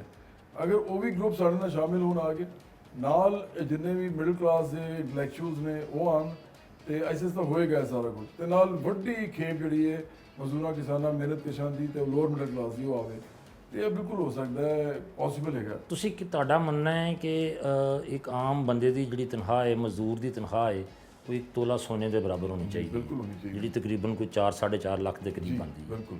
ਇਹ ਪੋਸੀਬਲ ਕਿਸ ਤਰ੍ਹਾਂ ਹੋ ਸਕਦਾ ਹੈ ਪਾਕਿਸਤਾਨ ਦੇ ਵਿੱਚ? ਵੇਖੋ ਇਹਦੇ ਵਾਸਤੇ ਪੂਰਾ ਦਾ ਪੂਰਾ ਨਿਜ਼ਾਮ ਬਦਲੇਗਾ ਨਾ, ਜਿਹੜਾ ਨਾ ਨਿਆਜ਼ੀ ਖਾਨ ਬਦਲਣਾ ਚਾਹੁੰਦਾ ਹੈ, ਨਾ ਸ਼ਰੀਫ ਖਾਨਦਾਨ ਬਦਲਣਾ ਚਾਹੁੰਦਾ ਹੈ, ਤੇ ਨਾ ਭੁੱਟੋ ਜ਼ਰਦਾਰੀ ਖਾਨਦਾਨ ਬਦਲਣਾ ਚਾਹੁੰਦੇ ਨੇ, ਕਿਉਂਕਿ ਇਹ ਸਾਰੇ ਖਰਬਪਤੀ ਅਰਬਪਤੀ ਲੋਕ ਨੇ। ਇਹਦਾ ਮਤਲਬ ਇਹ ਹੈ ਕਿ ਅਸੀਂ ਸਭ ਤੋਂ ਪਹਿਲੇ ਤੇ ਐਨਰਜੀ ਦਾ ਕ੍ਰਾਈਸਿਸ ਖਤਮ ਕਰੀਏ। ਉਹਦਾ ਤਰੀਕਾ ਇਹ ਹੈ ਕਿ ਤੁਸੀਂ ਸਾਰੇ ਆਈਪੀਪੀਸ ਨੂੰ ਨੈਸ਼ਨਲਾਈਜ਼ ਕਰ ਲਓ। ਹੁਣ ਆਈਪੀਪੀ ਸਾਡੇ ਨਹੀਂ ਹੈਗੇ ਸਿਰਫ, ਬਾਕੀ ਸਾਰੀ ਪਾਰਟੀਆਂ ਦੇ ਅੰਦਰ ਲੋਕ ਬੈਠੇ ਨੇ ਜਿਹਨਾਂ ਕੋਲ ਪਾਵਰ ਪਲਾਂਟ ਨੇ, ਜਿਹੜੇ ਉਹਦੇ ਹੈਗੇ ਨੇ, ਤੁਸੀਂ ਸਮਝੋ ਕਿ ਓਨਰ ਹੈਗੇ ਨੇ। ਦੂਜੇ ਨੰਬਰ ਤੇ ਅਸੀਂ ਇਹ ਜਿਹੜਾ ਲੈਂਡ ਰਿਫਾਰਮਸ ਨੇ ਉਹ ਕਰਾਂਗੇ, ਜਿਹਨੂੰ ਜ਼ਮੀਨੀ ਇਸਲਾਹਾਤ ਕਹਿੰਦੇ ਨੇ। ਅਸੀਂ ਨਹੀਂ ਕਰਾਂਗੇ ਜ਼ਰੀ ਇਸਲਾਹਾਤ ਜਿਹੜੇ ਜ਼ਰਦਾਰੀ ਭੁੱਟੋ ਸਾਹਿਬ ਨੇ ਕੀਤੀਆਂ ਸੀ। ਅਸੀਂ ਅੱਗੇ ਜਾਵਾਂਗੇ, ਅਸੀਂ ਜ਼ਮੀਨੀ ਇਸਲਾਹਾਤ ਕਰਾਂਗੇ, ਮਤਲਬ ਕਿ ਸ਼ਹਿਰੀ ਦੇਹੀ ਦੋਵੇਂ ਇਲਾਕਿਆਂ ਦੀ ਜ਼ਮੀਨਾਂ ਜਿਹੜੀਆਂ ਨੇ ਉਹ ਮਲਕੀਅਤ ਰਿਆਸਤ ਦੀ ਹੋਣਗੀਆਂ। ਜਿਹੜੇ ਬੰਦੇ ਨੇ, ਜਿਹੜੀ ਔਰਤ ਨੇ, ਜਿਹੜੇ ਵੀ ਗਰੁੱਪ ਨੇ ਆਫ ਪੀਪਲ ਨੇ, ਉਸ ਜ਼ਮੀਨ ਦੇ ਉੱਤੇ ਜਿੱਥੇ ਵੀ ਉਹ ਲੈਂਦਾ ਹੈ ਉੱਥੇ ਪ੍ਰੋਡਕਟਿਵ ਕੰਮ ਕਰ ਸਕਦਾ ਹੈ। ਪ੍ਰੋਡਕਟਿਵ ਕੰਮ ਜਿਹੜਾ ਪਾਕਿਸਤਾਨ ਨੂੰ ਫਾਇਦਾ ਪਹੁੰਚਾਏ, ਉਹਦੇ ਆਵਾਮ ਨੂੰ, ਸਿਰਫ ਉਹਨੂੰ ਜ਼ਮੀਨ ਮਿਲੇਗੀ, ਉਹਦੇ ਇਲਾਵਾ ਜ਼ਮੀਨ ਕਿਸੇ ਦੇ ਕੋਲ ਨਹੀਂ ਹੋਵੇਗੀ। ਫਿਰ ਅਸੀਂ ਤੀਜਾ ਕੰਮ ਜਿਹੜਾ ਇੰਡਸਟਰੀਲਾਈਜੇਸ਼ਨ ਕਰਾਂਗੇ। 3 ਸਾਡੇ ਪੁਆਇੰਟਸ ਨੇ, ਆਈਪੀਪੀ ਨੂੰ ਨੈਸ਼ਨਲਾਈਜ਼ ਕਰਨਾ, ਪਾਵਰ ਪਲਾਂਟਸ ਨੂੰ, ਦੂਜੇ ਤੇ ਲੈਂਡ ਰਿਫਾਰਮਸ ਕਰਨਾ, ਤੀਜਾ ਅਸੀਂ ਕਹਿੰਦੇ ਹਾਂ ਕਿ ਅਸੀਂ ਇੰਡਸਟਰੀਲਾਈਜ਼ ਕਰਾਂਗੇ ਐਮਰਜੈਂਸੀ ਬੁਨਿਆਦਾਂ ਤੇ। ਉਹਦੇ ਵਾਸਤੇ ਰਿਆਸਤ ਨੂੰ ਆਪੇ ਇੰਡਸਟਰੀ 'ਚ ਆਉਣਾ ਪਵੇਗਾ, ਜਿਸ ਤਰ੍ਹਾਂ ਪੂਰੀ ਦੁਨੀਆ 'ਚ ਹੁੰਦਾ ਹੈ। ਕੇਂਸ਼ੀਅਨ ਇਕਨੋਮੀ ਜਿਹੜੀ ਸੀ ਅਮਰੀਕਾ 'ਚ ਵੀ, ਉਹਦੇ ਅੰਦਰ ਵੀ ਰਿਆਸਤ ਨੇ ਆਪੇ ਇਹ ਸਾਰੇ ਬਹੁਤ ਸਾਰੇ ਕੰਮ ਕੀਤੇ ਸੀ ਤੇ ਰਿਆਸਤ ਮੋਨੀਟਰ ਕਰਦੀ ਸੀ, ਰਿਆਸਤ ਰੈਗੂਲੇਟ ਕਰਦੀ ਸੀ। ਇਹ ਨਿਊ ਲਿਬਰਲ ਇਕਨੋਮਿਕਸ ਤੋਂ ਪਹਿਲੇ ਦੀ ਗੱਲ ਹੈ। ਤੇ ਅਸੀਂ ਸਮਝਦੇ ਹਾਂ ਕਿ ਇੱਥੇ ਰਿਆਸਤ ਜਦੋਂ ਲਾਵੇਗੀ ਇੰਡਸਟਰੀ ਤੇ ਜਿਹੜਾ ਕੰਪੀਟੀਸ਼ਨ ਹੈਗਾ ਉਹ ਫਿਰ ਪੈਦਾ ਹੋਵੇਗਾ। ਤੇ ਇਹ ਜਿਹੜੀਆਂ ਵੱਡੀਆਂ ਵੱਡੀਆਂ ਇੰਡਸਟਰੀਆਂ ਨੇ, ਅਗਰ ਇਹ ਨਾ ਚਲਾ ਸਕੀਆਂ, ਇੰਡਸਟਰੀ ਨਾ ਚਲਾ ਸਕੇ ਤੇ ਇਹਨਾਂ ਨੂੰ ਫਿਰ ਛੱਡਣੀ ਪੈਣਗੀਆਂ ਇੰਡਸਟਰੀਆਂ, ਕਿਉਂਕਿ ਉਹੀ ਗੱਲ ਹੈ ਕਿ ਪ੍ਰੋਡਕਟਿਵ ਕੋਈ ਚੀਜ਼ ਨਾ ਹੋਵੇ ਤੇ ਪਾਕਿਸਤਾਨ ਵਿੱਚ ਨਹੀਂ ਚੱਲਣੀ ਚਾਹੀਦੀ। ਅੱਛਾ ਜਵਾਦ ਭਾਈ, ਤੁਸੀਂ ਇਹ ਜਿਹੜੀਆਂ ਗੱਲਾਂ ਤੁਸੀਂ ਕਰ ਰਹੇ ਹੋ ਇਹ ਸੁਣਨ 'ਚ ਵੀ ਬੜੀਆਂ ਚੰਗੀਆਂ ਲੱਗਦੀਆਂ ਨੇ, ਵੇਖਣ 'ਚ ਵੀ ਬੜੀਆਂ ਚੰਗੀਆਂ ਲੱਗਦੀਆਂ ਨੇ, ਲੇਕਿਨ ਇਹਦੇ ਤੇ ਇੰਪਲੀਮੈਂਟ ਕਰਨਾ ਬਜ਼ਾਹਿਰ ਬਹੁਤ ਮੁਸ਼ਕਿਲ ਨਜ਼ਰ ਆਉਂਦਾ ਹੈ ਸਾਡੇ ਪਾਕਿਸਤਾਨ ਜੈਸੇ ਮੁਲਕ ਦੇ ਵਿੱਚ, ਖਾਸ ਤੌਰ ਤੇ ਜਿੱਥੇ ਇੰਨੇ ਮਾਫੀਆਜ਼ ਔਰ ਜਿੱਥੇ ਇੰਨੇ ਤਾਕਤਵਰ ਹੁਕਮਰਾਨ ਹੋਣ। ਤੁਸੀਂ ਸਮਝਦੇ ਹੋ ਕਿ ਨਿਆਜ਼ੀ ਦੇ ਨਾਲ ਤਾਂ ਚਲੋ ਤੁਹਾਡਾ ਇੱਕ ਚੱਲ ਹੀ ਰਿਹਾ ਸਿਲਸਿਲਾ, ਲੇਕਿਨ ਇਹ ਜਿਹੜੇ ਵੱਡੇ ਖਾਨਦਾਨ ਨੇ, ਮਤਲਬ ਸ਼ਰੀਫ ਬਰਾਦਰਾਂ ਦਾ ਤੁਸੀਂ ਜ਼ਿਕਰ ਕੀਤਾ, ਜ਼ਰਦਾਰੀ ਸਾਹਿਬ ਦਾ ਜ਼ਿਕਰ ਕੀਤਾ, ਇਹਨਾਂ ਦੇ ਨਾਲ ਵੀ ਤੁਹਾਨੂੰ ਪੂਰਾ ਮੁਕਾਬਲਾ ਕਰਨਾ ਪੈਣਾ ਹੈ, ਕਿਉਂਕਿ ਪਿਛਲੇ ਕਈ ਸਾਲਾਂ ਤੋਂ ਇਹ ਲੋਕ ਹਕੂਮਤਾਂ 'ਚ ਨੇ ਔਰ ਆਮ ਆਦਮੀ ਅੱਜ ਵੀ ਉਸੇ ਤਰ੍ਹਾਂ ਹੀ ਜ਼ਿੰਦਗੀ ਬਸਰ ਕਰ ਰਿਹਾ ਹੈ।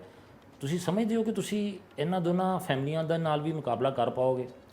ਦੇਖੋ, ਲੋਕੀ ਸਾਨੂੰ ਕਹਿੰਦੇ ਨੇ ਕਿ ਤੁਸੀਂ ਨਾ ਆਰਮੀ ਦੇ ਬਾਰੇ ਗੱਲ ਕਰੋ, ਸਟੈਬਲਿਸ਼ਮੈਂਟ ਦੇ ਬਾਰੇ ਗੱਲ ਕਰੋ, ਤੇ ਅਸੀਂ ਉਹਨਾਂ ਨੂੰ ਇੱਕ ਹੀ ਗੱਲ ਕਹਿੰਦੇ ਹਾਂ। ਮੈਂ ਕਦੀ ਕਿਸੇ ਹਾਜ਼ਰ ਸਰਵਿਸ ਜਰਨੈਲ ਨੂੰ ਨਹੀਂ ਮਿਲਿਆ ਅੱਜ ਤੱਕ, ਨਾ ਮੈਂ ਕਿਸੇ ਏਜੰਸੀ ਨਾਲ ਮਿਲਣਾ। ਉਹਨਾਂ ਨੂੰ ਪਿਆਰ ਬੜਾ ਮੈਂ ਕਰਨਾ ਆਰਮੀ ਨੂੰ, ਕਿਉਂਕਿ ਜੋ ਕੁਝ ਉਹ ਕਰਦੇ ਨੇ ਸਾਡੇ ਮੁਲਕ ਵਾਸਤੇ ਉਹ ਕੋਈ ਹੋਰ ਵੀ ਨਹੀਂ ਕਰ ਸਕਦਾ।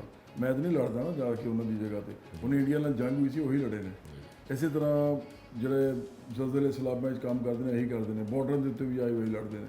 ਪਰ ਅਸੀਂ ਸਮਝਦੇ ਕਿ ਇਹਨਾਂ ਨੂੰ ਸਿਆਸਤ ਨਹੀਂ ਹੋਣਾ ਚਾਹੀਦਾ, ਤੇ ਉਹਦਾ ਸਬੂਤ ਇਸ ਤਰ੍ਹਾਂ ਦਿੰਦੇ ਹਾਂ ਅਸੀਂ ਕਿ ਅਸੀਂ ਉਹਨਾਂ ਨਾਲ ਰਾਬਤਾ ਸਿਆਸੀ ਨਹੀਂ ਰੱਖਦੇ। ਪਹਿਲੀ ਗੱਲ ਤਾਂ ਇਹ ਵੇ ਜਿਹੜੀ ਇੰਪੋਰਟੈਂਟ ਲੋਕਾਂ ਨੂੰ ਸਮਝਣੀ ਚਾਹੀਦੀ। ਇਸ ਤੋਂ ਅੱਗੇ ਜਾ ਕੇ ਅਸੀਂ ਉਹਨਾਂ ਨੂੰ ਕੁਝ ਨਹੀਂ ਕਹਿੰਦੇ, ਅਸੀਂ ਉਹਨਾਂ ਨੂੰ ਉਦਾਹਰਨ ਸਮਝਦੇ ਹਾਂ। ਅਸੀਂ ਉਹਨਾਂ ਨੂੰ ਕਿਉਂ ਬੁਰਾ ਭਲਾ ਕਹੀਏ? ਇਸ ਵਜ੍ਹਾ ਤੋਂ ਕਿ ਉਹ ਸਿਆਸੀ ਪਾਰਟੀ ਨਹੀਂ ਹੈਗੇ। ਸਿਆਸੀ ਪਾਰਟੀਆਂ ਜਿਹੜੀਆਂ ਨੇ ਉਹ ਇਹੋ ਹੀ ਤਿੰਨ ਨੇ ਜਿਹੜੀਆਂ ਸਾਡੇ ਸਾਹਮਣੇ ਨੇ। ਹਦਫ ਜਿਹੜਾ ਸਾਡੇ ਨੇ ਮੁਸਲਿਮ ਨੂਨ, ਪੀਪਲਸ ਪਾਰਟੀ ਤੇ PTI। ਹੁਣ ਇਹਨਾਂ ਜਿਹੜੇ ਪਾਰਟੀਆਂ ਦੇ ਨਾਲ ਸਾਡਾ ਜਿਹੜਾ ਗੁਮਸਾਨ ਦਾ ਰੰਗ ਪੈਣਾ ਹੈ ਉਸ ਵਿੱਚ ਪੈਣਾ ਹੈ ਉਸ ਵੇਲੇ ਜਦੋਂ ਸਾਡੀ ਪਾਰਟੀ ਬਹੁਤ ਵੱਡੀ ਹੋਵੇਗੀ, ਪੂਰੇ ਪਾਕਿਸਤਾਨ ਵਿੱਚ ਹਰ ਇੱਕ ਘਰ ਦੇ ਅੰਦਰ ਇਹਦਾ ਨਾਂ ਹੋਵੇਗਾ, ਤੁਸੀਂ ਬਿਲੀਵ ਕਰੋ ਕਿ ਸਾਡੇ ਕੋਲੋਂ ਡਰਨਗੇ ਉਸ ਵੇਲੇ। ਕੱਲ ਨੂੰ ਤੁਹਾਨੂੰ ਕੋਈ ਆਫਰ ਹੁੰਦੀ ਏ ਸਟੈਬਲਿਸ਼ਮੈਂਟ ਵੱਲੋਂ? ਹੋਈ ਹੈ ਨਾ ਜੀ। ਅੱਛਾ, ਹੋਈ ਹੈ। ਦੱਸ ਰਿਹਾ ਤੁਹਾਨੂੰ, ਅੱਛਾ, ਇੱਕ ਦਫਾ ਨਹੀਂ ਹੋਈ, 2-3 ਦਫਾ ਹੋਈ ਹੈ। ਅਤੇ ਦੇਖੋ, ਇੱਕ ਦਫਾ ਤੇ ਮੇਰੇ ਕੋਲ ਲਾਸਟ ਟਾਈਮ ਜਿਹੜੀ ਮਤਲਬ ਤੁਸੀਂ ਸਮਝੋਗੇ ਇਸ ਤਰ੍ਹਾਂ ਦੀ ਜਦੋਂ ਗੱਲ ਹੋਈ ਸੀ, ਤਾਂ ਮੁਹੰਮਦ ਅਲੀ ਦੁਰਾਨੀ ਸਾਹਿਬ ਮੇਰੇ ਬੜੇ ਦੋਸਤ ਨੇ, ਵੱਡੇ ਵੀ ਹੈਗੇ ਨੇ, ਉਹਨਾਂ ਨੂੰ ਮੈਂ ਵੱਡਾ ਸਮਝਦਾ ਹੁੰਦਾ, ਕਿਉਂਕਿ ਜਨਰਲ ਜ਼ੁਲਫਕਾਰ ਬਾਬੜਾ ਦੇ ਜਿਹੜੇ ਚੇਅਰਮੈਨ ਸੀ ਜੀ ਤੇ ਮੁਹੰਮਦ ਅਲੀ ਦੁਰਾਨੀ ਸਾਹਿਬ, ਇਹਨਾਂ ਦੋਵਾਂ ਨੇ ਮੇਰੇ ਜਿਹੜੇ ਸਕੂਲ ਮੈਂ ਖੋਲੇ ਸੀ ਬੱਚਿਆਂ ਵਾਸਤੇ, ਗਰੀਬ ਬੱਚਿਆਂ ਵਾਸਤੇ, ਇਹਨਾਂ ਦੋਵਾਂ ਨੇ ਉਹਦਾ ਫੀਤਾ ਕੱਢਿਆ ਸੀ। ਅੱਛਾ, ਇਹ ਗੱਲ ਬੜੀ ਪੁਰਾਣੀ ਹੈ, 2004-5 ਦੀ ਹੈ ਜਾਂ 2003-4 ਦੀ ਹੈ। ਤੇ ਉਹਨਾਂ ਦੇ ਮੇਰੇ ਤਾਲੁਕਾ ਚੰਗੇ ਨੇ, ਉਹ ਆਏ ਸੀ ਮੇਰੇ ਕੋਲ, ਉਹਨਾਂ ਨੇ ਮੈਨੂੰ ਕਿਹਾ ਯਾਰ ਮੈਂ ਜ਼ਰਾ ਗੱਲਬਾਤ ਉੱਥੇ ਕਰਨ ਜਾ ਰਹੇ ਹਾਂ ਤੇ ਤੁਹਾਡੇ ਬਾਰੇ ਗੱਲ ਕਰਾਂ। ਮੈਂ ਕਿਹਾ ਮੇਰੇ ਬਾਰੇ ਨਾਲ ਗੱਲ ਕਰਨਾ, ਪਰ ਮੈਨੂੰ ਇਹ ਜ਼ਰੂਰ ਦੱਸਣਾ ਤੁਸੀਂ ਜੋ ਗੱਲਬਾਤ ਕਰਕੇ ਆਓਗੇ ਉਂਝ, ਉਹ ਮੈਂ ਵੀ ਥੋੜ੍ਹਾ ਜਿਹਾ ਸੁਣਨਾ ਚਾਹਾਂਗਾ ਕਿ ਕੀ ਮੇਰੇ ਬਾਰੇ ਚ ਰਾਏ ਕੀ ਹੈ, ਮੇਰੇ ਬਾਰੇ ਨਹੀਂ ਕਿ ਉਹ ਮੁਲਕ ਦੇ ਬਾਰੇ ਕੀ ਸੋਚ ਰਹੇ। ਤੇ ਫਿਰ ਉਹਨਾਂ ਨੇ ਮੈਨੂੰ ਦੁਬਾਰਾ ਨਹੀਂ ਰਾਬਤਾ ਕੀਤਾ ਉਹਦੇ ਬਾਅਦ।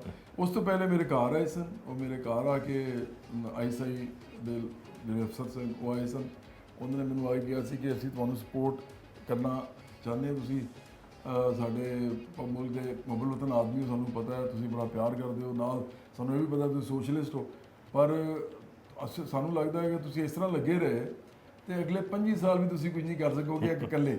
ਮੈਂ ਕਿਹਾ ਜੀ ਉਹਨੂੰ ਕੋਈ ਫਰਕ ਨਹੀਂ ਪੈਂਦਾ, ਮੈਂ 25 ਸਾਲ ਲਾ ਲਾਂਗਾ, ਮੈਂ ਤੁਹਾਨੂੰ ਬੜਾ ਪਿਆਰ ਵੀ ਕਰਨਾ, ਤੁਹਾਨੂੰ ਪਤਾ ਹੈ ਮੇਰਾ ਗਾਣਾ ਜਿਹੜਾ ਹੈ ਦੋਸਤੀ, ਉਹ ਮੇਰੇ ਯਾਰ ਤੂੰ ਮੇਰਾ ਪਿਆਰ, ਉਹ ਆਰਮੀ ਦਾ ਸਿਰਫ ਅੱਜ ਤੱਕ ਦਾ ਸਭ ਤੋਂ ਵੱਡਾ ਗਾਣਾ ਨਹੀਂ ਹੈਗਾ। ਮੈਨੂੰ ਲੱਗਦਾ ਹੈ ਕਿ ਆਇੰਦਾ ਆਉਣ ਵਾਲੇ ਦਿਨਾਂ ਵਿੱਚ ਵੀ ਇਸ ਤੋਂ ਵੱਡਾ ਗਾਣਾ ਕੋਈ ਨਹੀਂ ਹੈਗਾ। ਇਹਨੂੰ ਵੇਖ ਕੇ ਲੋਕੀ ਆਰਮੀ ਜੁਆਇਨ ਕਰਦੇ ਸੀ, ਮੈਨੂੰ ਖਤ ਲਿਖਦੇ ਸੀ ਲੋਕੀ, ਉਸ ਜ਼ਮਾਨੇ 'ਚ ਖਤ ਹੁੰਦੇ ਸੀ ਸ਼ੁਰੂ ਵਿੱਚ, ਉਹਦੇ ਬਾਅਦ ਫਿਰ ਮੋਬਾਈਲ ਉੱਤੇ, ਤੇ ਲੋਕੀ ਕਹਿੰਦੇ ਸੀ ਕਿ ਅਸੀਂ ਆਰਮੀ ਜੁਆਇਨ ਇਸ ਵਾਸਤੇ ਕੀਤੀ ਕਿਉਂਕਿ ਅਸੀਂ ਇਹ ਗਾਣਾ ਤੁਹਾਡਾ ਵੇਖਿਆ। ਦੋਸਤੀ ਦੇ 2 ਬੋਲ ਸੁਣਾ ਦਿਓ ਸਿਰਫ। ਤੇ ਮੈਂ ਬਿਲਕੁਲ ਸੁਣਾਉਣਾ ਜੀ, ਮੈਂ ਸਾਰੀ ਆਰਮ ਫੋਰਸਿਸ ਨੂੰ ਡੈਡੀਕੇਟ ਕਰ ਰਿਹਾ, तमाम ਪਾਕਿਸਤਾਨੀਆਂ ਨੂੰ ਕਰ ਰਿਹਾ, ਭਾਵੇਂ ਪਾਕਿਸਤਾਨ 'ਚ ਰਹਿੰਦੇ ਨੇ ਜਾਂ ਪਾਕਿਸਤਾਨ ਤੋਂ ਬਾਹਰ ਰਹਿੰਦੇ ਨੇ। ਰਹੇ ਨਾ ਰਹੇ ये जीवन कभी बनी ये रहे दोस्ती, है तेरी कसम ओ यारा मेरे, जुदा हम ना होंगे कभी, हमेशा रहे तू साथी मेरा, ये बंधन रहे यूं सदा, ये ताकत तेरी ये कुव्वत तेरी, बड़े है मेरी ये दुआ, ओ मेरे यार तू मेरा प्यार, सदा रहे तू सलामत, तेरी मेरी ये दोस्ती, यूं ही रहे ता कयामत। बहुत खूब ज़बरदस्त। अच्छा जवाब साहब, ਤੁਸੀਂ ਇੱਕ ਗਾਣਾ ਗਾਇਆ ਅੱਲਾ ਮੇਰੇ ਦਿਲ ਦੇ ਅੰਦਰ ਜੀ, ਇਹ ਕਿਆ ਉਹ ਜਿਹੜਾ ਗਾਣਾ ਹੈ ਉਹ ਅੱਜ ਵੀ ਲੋਕਾਂ ਦੀ ਰੂਹ ਨੂੰ ਬਕਾਇਦਾ ਟੱਚ ਕਰਦਾ ਹੈ ਗਾਣਾ। ਇਹ ਅੰਦਰ ਕੋਈ ਸੂਫੀਜ਼ਮ ਪਾਇਆ ਜਾਂਦਾ ਥੋੜਾ ਬਹੁਤਾ? ਇਹ ਜਿਹੜਾ ਅੱਲਾ ਮੇਰੇ ਦਿਲ ਦੇ ਅੰਦਰ ਹੈ ਜਿਹੜਾ ਗਾਣਾ ਮੇਰਾ, ਇਹ ਖੁਦਾ ਦੀ ਗੱਲ ਇਹਦੇ ਉੱਤੇ ਮੈਂ ਕੀਤੀ ਹੈ, ਤੇ ਖੁਦਾ ਸਾਰਿਆਂ ਦਾ, ਪੂਰੀ ਦੁਨੀਆ ਦੇ ਇਨਸਾਨਾਂ ਵਾਸਤੇ। ਤੇ ਇਹਦੇ ਅੰਦਰ ਮੈਂ ਜਿਹੜੀ ਗੱਲ ਕੀਤੀ ਉਹ ਇਨਸਾਨ ਦੀ ਤੇ ਖੁਦਾ ਦੇ ਤਾਲੁਕ ਦੀ ਹੈਗੀ ਆਪਸ, ਇਹਦੇ ਅੰਦਰ ਕੋਈ ਮਜ਼ਹਬੀ ਗੱਲ ਨਹੀਂ ਹੈਗੀ, ਇਹਦੀ ਸਿਰਫ ਖੁਦਾ ਦੇ ਨਾਲ ਤਾਲੁਕ ਦੀ ਗੱਲ ਹੈ। ਜਵਾਦ ਸਾਹਿਬ ਤੁਸੀਂ ਬੜੀਆਂ ਸੋਹਣੀਆਂ ਗੱਲਾਂ ਕੀਤੀਆਂ, ਅੱਜ ਦਾ ਦਿਨ ਅਸੀਂ ਤੁਹਾਡੇ ਨਾਲ ਗੁਜ਼ਾਰਿਆ, ਔਰ ਜਿਹੜੇ ਤੁਹਾਡੇ ਜਜ਼ਬਾਤ ਨੇ, ਜਿਹੜੇ ਤੁਹਾਡੇ ਨੇਕ ਮਕਾਸਦ ਨੇ, ਨੇਕ ਖਵਾਹਿਸ਼ਾਤ ਨੇ, ਸਾਡੀ ਦੁਆ ਹੈ ਐਕਸਪ੍ਰੈਸ ਦੀ, ਚੌਪਾਲ ਦੀ ਤੇ ਸਾਡੇ ਪ੍ਰਾਹੁਣੇ ਟੀਮ ਦੀ ਕਿ ਅੱਲਾ ਮੀਆਂ ਤੁਹਾਨੂੰ ਉਹਦੇ 'ਚ ਕਾਮਯਾਬ ਕਰੇ। ਬਹੁਤ ਸ਼ੁਕਰੀਆ। ਅਗਰ ਤੁਸੀਂ ਆਮ ਬੰਦੇ ਵਾਸਤੇ ਕੁਝ ਕਰਨਾ ਚਾਹੁੰਦੇ ਹੋ ਤੇ ਅੱਲਾਹ ਤਾਲਾ ਤੁਹਾਨੂੰ ਉਹਦੇ 'ਚ ਕਾਮਯਾਬੀ ਦੇਵੇ। ਅਸੀਂ ਤੁਹਾਡਾ ਸ਼ੁਕਰੀਆ ਵੀ ਅਦਾ ਕਰਨੇ ਆ, ਤੇ ਆਖਰ ਤੇ ਜਾਂਦੇ ਜਾਂਦਿਆਂ ਜਨਾਬ ਕੋਲੋਂ ਗੁਜ਼ਾਰਿਸ਼ ਕਰਾਂਗੇ ਕਿ ਸਾਨੂੰ ਉਹ ਅੱਲਾ ਮੇਰੇ ਦਿਲ ਦੇ ਅੰਦਰ ਥੋੜਾ ਜਿਹਾ ਸਾਡੇ ਵੇਖਣ ਵਾਲਿਆਂ ਵਾਸਤੇ ਪੇਸ਼ ਕਰ ਦਿਓ।